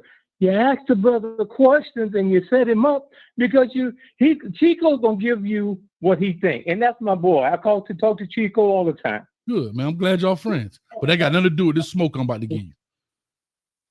Okay, so that's pretty much it. That's pretty much what I. All right, sir. What I have Tennis to say Channel to you right now. Tennis Channel. If you don't mind, I'm still waiting, sir. You've been on here pontificating for about 6 minutes, and I'm asking you one simple question. One simple question. You still have not said what I said tonight or any other night that makes me a hater. That's all I'm waiting on. What if I said give me one instance? And I appreciate you. Thank you for the call, man. I thank you, Tennis Channel, man. We'll be watching, man. Hey, you want me to answer it or what? It took you forever. I apologize. I'll wait. Go for it. You want me to answer it? Please do.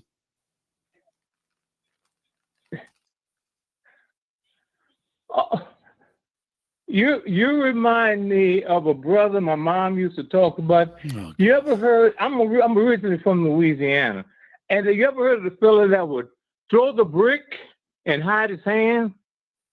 You ever heard that before? Throw a brick and I know it's kind of boring. I'm waiting for you to tell me what I said, not about the guy with a brick. Oh! I'd have to go back and look at the tapes, brother. We'd have to go back and look at all the tapes. Tennis Channel. You know why I don't have to go back and look at the tape? I remember, listen to me. I remember clearly. Hold on, wait a minute. I'm going to show you how I work. I remember clearly when you was on Coach Chico's show, you had your camera on. You had some troubles trying to put it on. You had some troubles trying to realize if your camera was on or not. I'm going to show you how sharp we working. And you came on and y'all began to talk. And then you simply said, quote, unquote, man, that dude, Coach Hayes, be hating. He just don't want to see Coach Prime win anything. Now, there right there is what you call a quote of what somebody else said. If I've done over 1,000 shows, you can't find one quote. You can't say one thing. I've been talking to all these people, and you can't write something down. Mm-hmm. See, I remember. Do you remember that show, Chico? When he couldn't get the camera right. He was trying to use his phone. You remember that show, am I right, Chico? My name Bennett, and I ain't in it. Exactly. So there you go. So there's my point. I can truly remember when you called me a hater and exactly what you said, sir. But yet, if I've done 1,000 shows and you're going to tell me not one hating comment can come to the top of your mind, then, sir, I'm not hating. You just don't like me because I'm light-skinned. And I love you, my brother. Game, set, match. Holla at you, dog. Hey, man, get up on my dog. Shouts out to the tennis channel. Appreciate you calling in. Don't worry about that, man. I like listen, we having fun, dog. Listen, Coach, if y'all get butthurt about that, listen, I'm being honest. I'm having a good time, dog. We having fun here. If people get butthurt about YouTube, then listen, it's all over. You understand me? It's having fun. 2.5 hours in, man. Shouts out to everybody tuned in. Make sure y'all hit. Yeah, we're almost done. We got 3 people left. Get you some merch. We got 3 people left. Let me know what y'all thinking about this and where you're tuning in from. We got 3 people on the call. We got the next one coming up. Coach Hayes, give it to us one more time, players. Pause. Give it to us. Coach Hayes, you had an apology show for you. Just right. I did. And I don't know why they think constructive criticism is hate. That's all I'm saying. Constructive criticism, not hate. We're talking football. I don't understand why I don't understand how that's hate. I don't get it. Anyway, 9892 coming to you. Call or talk to us. Give us your name, where you calling from. Tennis channel, you got to hang up for me, buddy. Yo, what's up? Can you hear me? I can hear you loud and clear. You gonna give Coach Hayes that smoke or no? Yo, yeah. Coach Hayes, Chico, first of all, I love the show that y'all guys have. But I have this to say. I'm trying to get a record contract tonight. Okay. And I'm hit y'all with this right here. Oh, God dang, dog. It better be good. How do I know that is you? So many of you and abused. This is Charlotte, baby. Let me tell you, how will I know? Will I know? In this way. You know what I'm saying, man? All right, we appreciate you, Dub. We appreciate you. Way to go. We'll send that off to some people. We'll put the CDs out there and give you. I'm gonna send it to the janky promoters. All right, listen, that was cool. Actually, that was funny, man. I actually like that. That was funny. All right, now listen, this next dude coming to the stage. I body bagged him the other night. My man Rob from Texas. He thought he gonna come in here cooking. He thought he was gonna run the show. He gonna want more than 2 minutes. So I gave him more than 2 minutes. I gave him a left, right, left. Huh. As you can see, I cold smoke this behind, and I won't smoke, Rob. Watch how interesting this is. Watch this. And don't be in here double talking, Rob. And that's Rob from Texas, that is. Not my man Rob, the Man Media. Baby. Say the baby. Y'all go subscribe. Watch this. Chico people. Hello. Hey, Rob. How you doing? Rob from Texas. This is Rob from Texas. Oh, nah. Yeah, go ahead, Rob. What's your question? Doing pretty good. Yeah, I'm doing pretty good. How your ribs feeling, Rob? How your ribs feeling? Your ribs all right? My ribs? Yeah. They good? I haven't eaten ribs in a while. Okay, cool. All right. Okay, let me ask you a question. What's the purpose of wearing a shirt that says "See you a cult"? What's the purpose for that? Okay, I've answered that before. And here's the purpose of it, Rob. Because when people came in, I just want to simply explain this to you because I've explained it before, but I'll do it again, my brother. When you look at the cult, you could not say anything. We could not look at it from a constructive lens. And that's what people in a cult do. Now, if you fit that bill and you get offended, then guess what? You might be a member. If you're not offended, then you're not a member. It's just that simple, right? So when we called it Colorado Cult, and yes, it's nothing wrong with having your guy want to win, right? But when I come on here and I talk football and I say, hey, these possible things happen when you talk da-da-da-da-da, right? Nobody's getting hurt. But Hold on, you're Rob. not talking football. Rob, You're you said talking you CU said to me football. last time, Rob, that you sat back and listened like an adult. I remember that conversation. So please be an adult and listen. And for those that think I'm being rough on Rob, I'm not. This is about his 11th time calling in, and he be wanting that smoke. So I'm finna give it to him. So for y'all that feel sorry for Rob, please don't. Because I'm finna tenderize them other ribs and give him I'm finna give him a Chili's baby back deal, NIL deal. I want them baby back, baby back, baby back, baby back. I'm finna give it to him right now. So now, Rob, Go ahead. when I said that, you couldn't say anything. If you asked a particular question, hey guys, who is this kid? Man, coach, you a hater, blah, blah, blah. And Chico clearly, and I know he's not in his name, Bennett, but he said the same thing I said. Hey, man, I ask questions about whatever.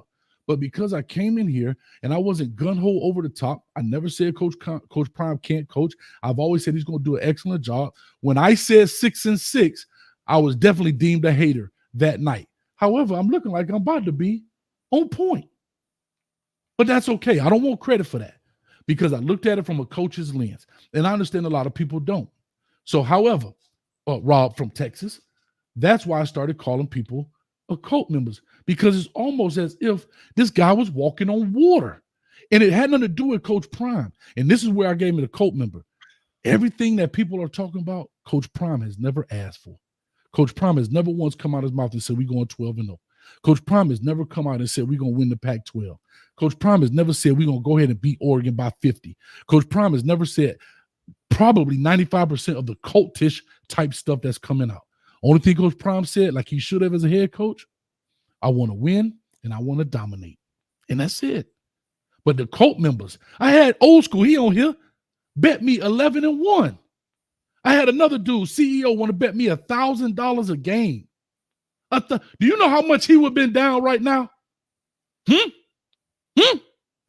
know how much? And guess what? By God's grace, it didn't work out. Because guess what? That was to me, that's a cult mentality. If you just wanted to donate money to Coach Hayes football, do that. I could have wrote you a 501(c), and we could have made it happen that way. You ain't got to go through all that, dog. Think about that right now. They 4-6. How much would I be up, Rob? If they 4-6, how much would Coach Hayes be up right now? Enough said. So there it is. So that's why I said it. Now, what's your question, brother? I'm waiting for some smoke. How them ribs feeling? Well, I mean, I just want to know the answer. My question is, do you think it's positive or negative to be wearing a shirt that says CU Colts? Because we don't call in to talk about football. We call in to talk about CU football. So we're fans of Colorado. We're fans of Coach Prime when he was a player, Deion Sanders. But you're wearing a CU Colt shirt. It's offensive to just a regular fan calling in or you're just watching your screen. And guess what, Rob? That's what I said. That's what, Rob? Negative or positive. And that right now, there. You say you ain't Bennett now. You say you ain't Bennett, you ain't in it. Oh, I said that. I spoke on that. You asked me about something else. That's simple. Right. I don't have to say anything because he's coming back on what I said. All right. So, Rob, to your point, I can appreciate it. However, for some reason, Rob, you still call in every week. One thing about okay, but if you just said, but hold on, Rob, hold on, Chico. And as a matter of fact, the reason I call in is because Big Dog Chico is right next to you, and he's giving the other version. He's giving the positive version. So you're the negative version, and he's the positive version, which keeps everything balanced.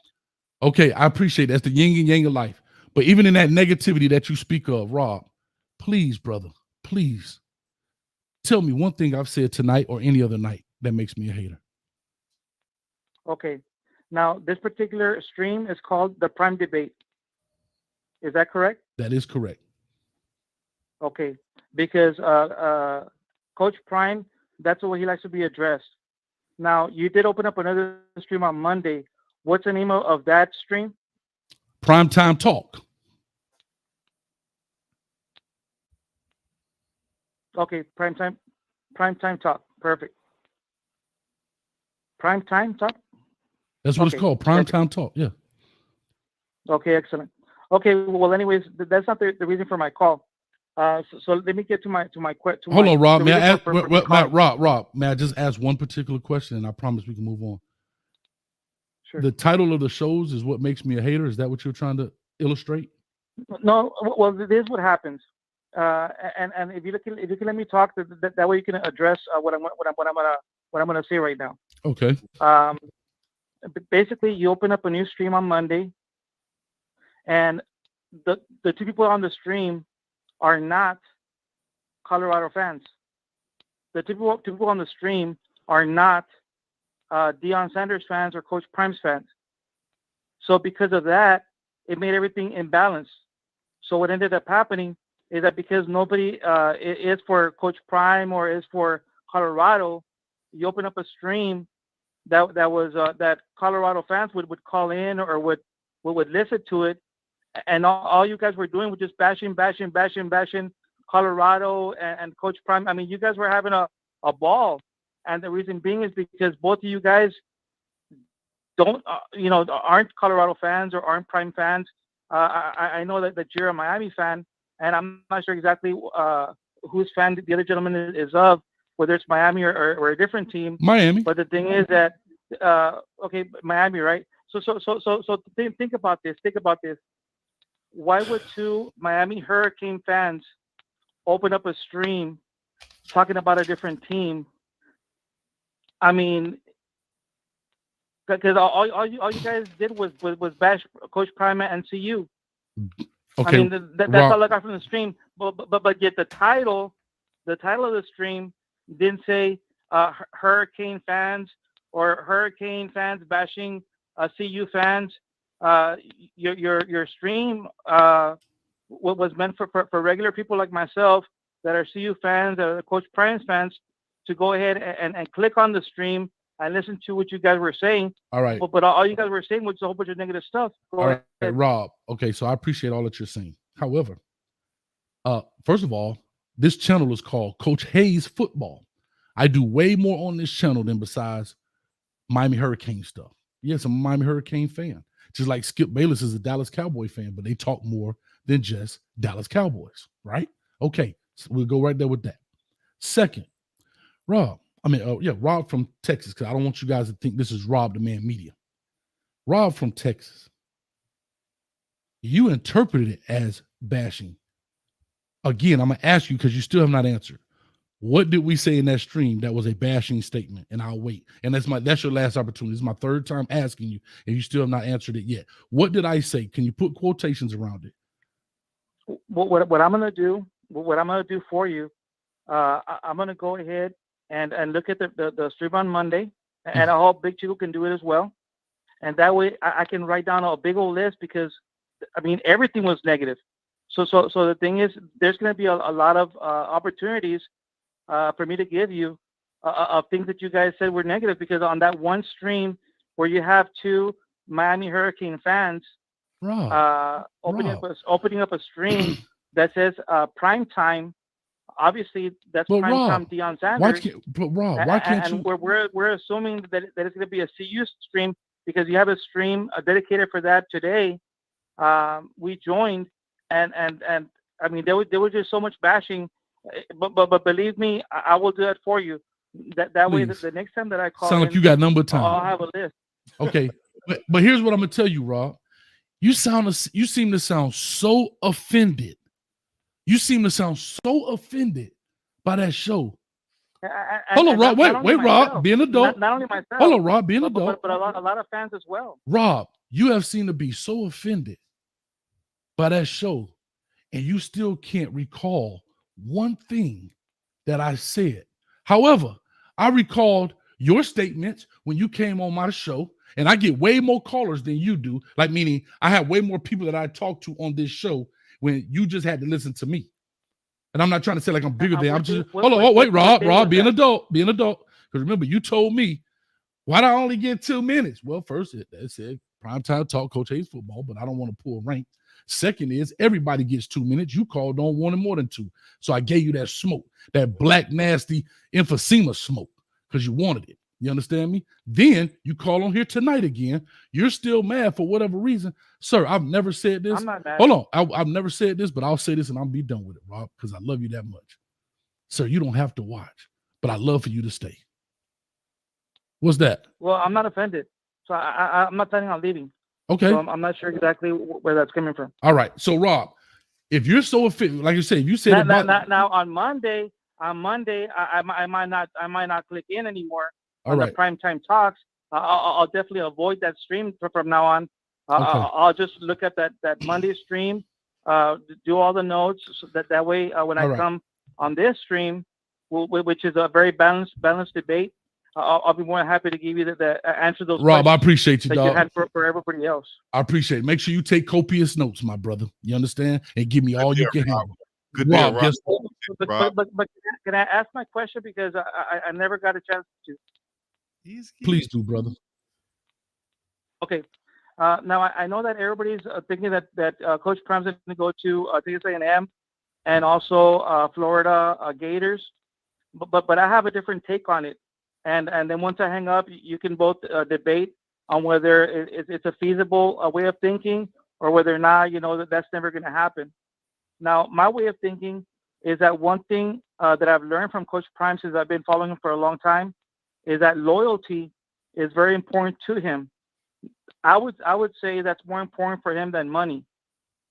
So with that in mind, one of the people that he has a lot of loyalty to is Jerry Jones.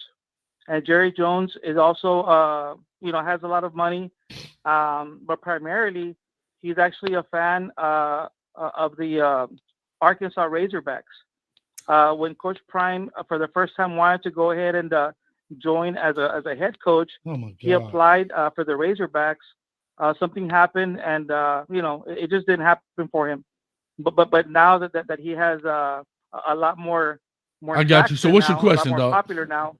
What's your question, my question is, do you think there can be a gentleman's agreement to say, you know what, I'll take both of your boys, first and second round. They can join the Dallas Cowboys as long as you, on the other hand, become the head coach of the Razorbacks, and I'll give you a limited supply of money because they are my alma mater. And at the same time, you'll have full support, and you can do it as much as you want without any pushback. Because I'm going to be heading this because that's the only way. Come on, Rob. You'll be able to get to the top. That's it. All right, thank you, man. Chico, would you like to answer? I don't think Coach Prime is looking for. I don't think Coach Prime is looking for a handout from Jerry Jones or anybody to say, "Hey, please draft my boys." The guys are going to get drafted anyway. I don't think he needs help from Jerry Jones or anybody to say, "Hey, go coach at my school." He can go coach where he want to coach. Any school that has an opening should consider it if it's only from business point of view. Thirdly, no, I don't think he will do a deal like that with Jerry Jones to draft his guys and such. No, I just don't think he works like that. Secondly, well, I'll get into that later on. Go ahead, Coach Hayes. You can answer now. In the words of Russell Westbrook. What? You talking about, dog? Come on, Rob. Tighten up, dog. But I will say this real quick, though, before we get up out of here. Recruiting-wise, go back to recruiting. And I wanted to make this point earlier. You know that Coach Prime is the good friends with The Rock. The Rock has Black and Samoan background, which is also he lived out here in Hawaii. He also, former football player who is Samoan and has a lot of ties there. But he also is the owner of a professional football league, right? Where I'm going with that is Coach Prime always saying that he want to create professionals, right? He want to send players to the NFL and other leagues to play. So I think that could be a nice pipeline that could benefit both The Rock, his league, his cultural background, players that often get overlooked, and a pipeline from these places to Coach Prime, let them play, and then they can go be professionals in The Rock's league. These are players that might get overlooked from, like I said, once again, American Samoa, Tonga, and Hawaii and the West Coast of California, where he can concentrate on getting some of these players that, he can compete also with the Pac-12 guys. So a lot of people don't know about. I ain't worried about that. A lot of people don't know. If you don't know, you don't show, you just don't know what's going on in the hood, it ain't my fault, dog. You know what I'm saying? Just like I told Miss Ray, Google is your best friend. You feel me? So that's what I'm saying. Chico is about to set up a Hawaii pipeline, and you think that it won't benefit CU, then y'all crazy, because they getting pushed around. Look at Arizona line, look at Oregon's line, look at Washington line, Washington State's line, Utah's line, Oregon State's line, and so on. They're filled with USC. They're filled with these guys. There's no reason why we shouldn't have some of them to compete. All right, we getting off of here, man. I got your best buddy in the building. Good. Hey, you ain't got to introduce me. That's a stop on real sure. Hey, Chico, what's going on? Hey, what's going on, Coach? Hey, what's happening with you? Anything else going on? Man, what's your question, man? Hey, Chico, understand me. I know I talk fast, but listen up, because I don't have to slow down for you to catch up. Old school. Hey, Chico, I only got 2 minutes anyway. You ain't got that. One question. I already know. Hey, but Chico, let me get to this, though, Chico, because I'm going right back to what you were saying before about helping bums. Nope, not bums. That guy was homeless. Why you keep helping this bum right here? He ain't homeless. Why you keep helping him? If you think that homeless guy really didn't get what he asked for, you gave him what you wanted to give him, and he should have been appreciative of that, then that's on you. He could have checked that garbage can after you left and you'd have got the same results, whether you stayed there to watch it or not. Right, Chico? Right.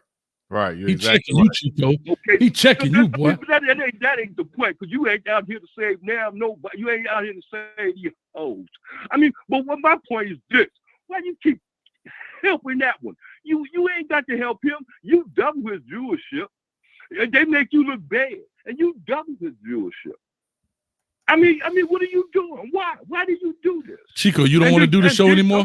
Hold on, you don't want to do the Chico, show anymore? We can stop right now. Chico, I know you want me to ask. Chico, I don't need you to ask a question right now. Hold up. Chico, you don't want to do the show no more? We don't have to. Hey, man, let old school finish, dog. I just want to say, because, I mean, he liked it. Go ahead. He's still talking. Look, watch. Hey, Chico, look here. I ain't your business advisor, bro. I'm gonna just advise you of this, man. Look here. It ain't no. No. That's for Coach Hayes. It ain't no future in your faking, Coach Hayes. Hey, Chico. Shout out to MC Breed. Hey, Chico. Hey, Chico. Hey, look here. You gave dude out of your heart. You gave him half of what you had. You had more than that, but you didn't give him what he asked for. Free Cavassier smoke. Wait, Chico. This guy you talking to right now, he been around many garbage cans. That dude just worked out of that garbage can. The one dumping. He worked out of many garbage cans. He been around many garbage cans. You hear me, Chico? Word. He been around many garbage cans. You know what I mean? So what's your question? Before I slap that last tooth out your mouth. Hey, Chico, look here. I'm gonna check like I said before, Chico. Look, it's Chico. Look, he came up 10,000. Well, I'm just saying, he tried to get all yours. Did you get that 20,000 yet, Chico? No, we working on that 20K, y'all. Y'all make sure y'all subscribe, share, and comment. We working on that 20K subscribers. Stop, Chico. Stop, Chico. Don't make no business arrangements with him. It don't benefit you. Look at your viewership over there where you at now. What you do? Who looking at you right now? We can stop today. No, hey, Chico, man, they don't benefit you, Chico. You hating don't turn on to you. Hating they gonna subscribe to you. And actually, it's gonna stay away from you, and it's gonna make the other person look good because they're gonna be on their side, just cheerleading them along. Just like Tony just said, Chico. You want me to tell you something? Tony had Coach Hayes the other day, like he was just saying about his show the other day. He had him, Coach Hayes, in with that HBCU thing, because Tony knew all about everything going on. His name is Rob. His name is Rob from Texas, not Tony. Hey, Coach Hayes went way back in with the HBCU thing. Tony didn't answer the question right. So Rob. His name is Rob from Texas. That's what he meant by these people are fakes and phonies. Go ahead. Somebody was talking. That was your breath talking back. Yeah, I know it. But that's hey, and you say prove you a hater. Look here, why you leave me all the way at the end? And I cause you let everybody know I called you first. That ain't hating on you. That's conniving. No, because you the showstopper. You the headliner. See, it's all on how you look at it. Chico, take my advice. I pray to God. All right. So anyway, he's the headliner. See, he hate me so much, Chico. Can I tell you something? I'm gonna tell you the God's honest truth. Oh my gosh. He was on the phone line when I opened the app. I opened the app. The show starts at 8:30 Eastern. I opened the app at 8:15. He was already on the line. But he don't like my show, but he always the first one. Hold on, he's been on hold for 2 hours, really 3 hours and 10 minutes. He's been on hold. I'm looking at it. Nelly said Chico's energy is off today. When did you come on? You must have came on after who said that, Nelly? When Rob, what was it? Rob from Texas came on and was talking to hey, coach. No, not Rob from Texas. Somebody before Rob from Texas. Nelly, listen. Can I explain, Chico? Listen. I've been giving this dude so many body blows. Oh my God. He literally got ice. That's why he free Chico in the chat. Somebody said free Chico. And somebody said Chico Enterprise. Who said that? Somebody said that Chico Enterprise. Tell the truth. No, old school didn't hang up. Watch this, y'all. I'm gonna hit the unmute button right now. Watch him keep talking. Keep talking old school. Yeah, no, I ain't hung up. You gotta wait till your bucket. You already know that though. No, I ain't going nowhere. I'll wait for you. So anyway, no, the dude like the furniture. Like he that dude that just hang around. He don't know how to watch this, y'all. Watch this. I ain't going nowhere. I'm sitting here, hey Chico, I'm gonna tell you something. Why should you lay with? I mean, not stay with. I mean, who you deal with. I'm gonna tell you something. You got better watch what tooth you brush on, boy. Sometimes, Coach Hayes, you got to teach. You know what I mean? And take one to teach one. You know what I mean? And maybe he can, flow. I've been trying to teach him. He the one bet me $50. This is what we talk about cult members.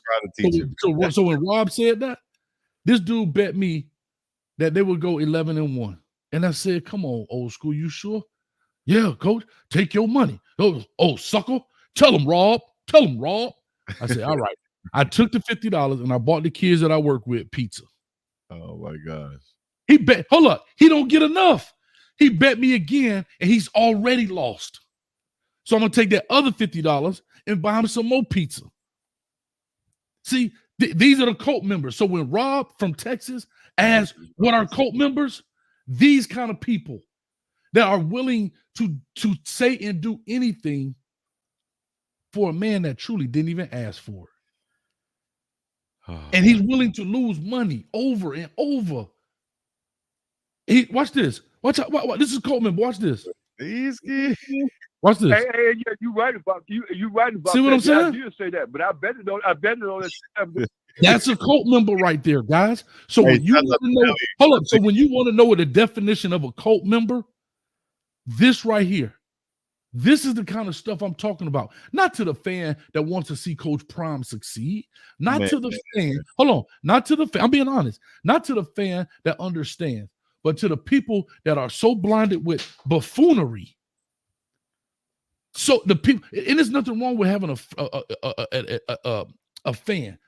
But watch this. How many people would stay on here and keep talking? Watch this. I stayed on today. I'm a fan. No, I just see what I'm saying. But yeah, he's telling you. We appreciate your old school. We appreciate everybody who stays on this long. Everybody who stays on this long, all through Coach Hayes. All through Coach Hayes. I'll say this and I'll be done with it. Hold on. I'll say this. That's the kind of stuff where he's telling you not to hang with me. But yeah, he'll stay on. He calls every show. He know how many subscribers I got. He know when I got them. He's in love with me, dog. And I don't subscribe to that. This dude right here, he is the fork-tongued dude. And that is the epitome of cult members. So I would say all that to say, no, listen, you ain't got to do all that, dog. All you got to do is just say play the music. That's it. All you got to do is say play the music. That's the hateration, holleration. But when people want to know, now here's a prime example. Watch this foolishness. Watch this. Old school, watch it. Watch this. And see? Watch what? Still on here, dog. Still on a fish on the hook, dog. Easy work. So with all that being said, guys, check it out. Make sure y'all do me a favor. I need y'all to donate to Chico so he can get some ace bandages for those ribs. You understand what I'm saying? Yeah, my ribs. I got my baby back ribs. Fine. My ears hurt a little bit from the last couple calls. before my dog Old School and Rob the Man from Texas. Shouts out to you guys. Everybody checking in, man. Y'all hit the like, subscribe, comment, except for the one hater who's been in the chat. Been trying to get. I need a score prediction before the music play out. Score prediction. Score prediction is a big win for Colorado in Washington. We're gonna go 28-21. What was it? 38 what? 8-21. Turn the music down, son.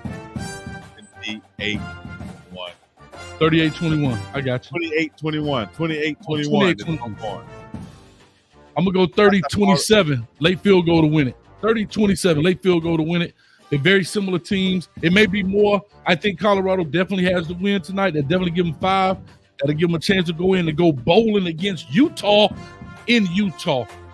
Real quick, we about to get up out of here. Let them know where they can find you, and we about to make it happen. Turnovers on the defensive side. Look out for that. If you haven't followed and subscribed yet, you can. Right there, Big Dog Chico on all platforms, Instagram, Facebook, Twitter, and so on. We don't subscribe to the bull junk, but we know what's going on in Colorado. If you got any type of football knowledge, like Coach Prime said, then you can see what's going on. Regardless of the hate, we got our hater blockers on, dog. There it is, baby. Watch this. Uh-oh, did we get stuck? Oh, Lord, my whole computer got stuck. I can't. Hold up, my computer's stuck, bro. I can't cut it off. Good. Hold up. Hold up, me and you stuck. Can y'all still hear us? Hold up, the computer is stuck. And I'm still on go. Appreciate all the super chats in the comments. Y'all hit us on Instagram and Old School done hat me, dog.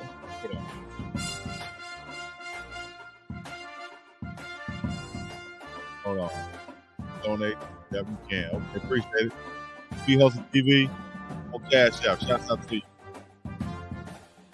We come to get you. Get you. Coach Kev, there's your shout out. 850. Any stats, Money Man, LMV, appreciate you. Mo Peterson, you already know what it is. Shot 1419. Nelly, you get Nathaniel. Omega Red, Any stats, Amanda NBS. Too late, Chico, you subscribe to Prime. What? Wasn't ride with Prime, dude. You feel me?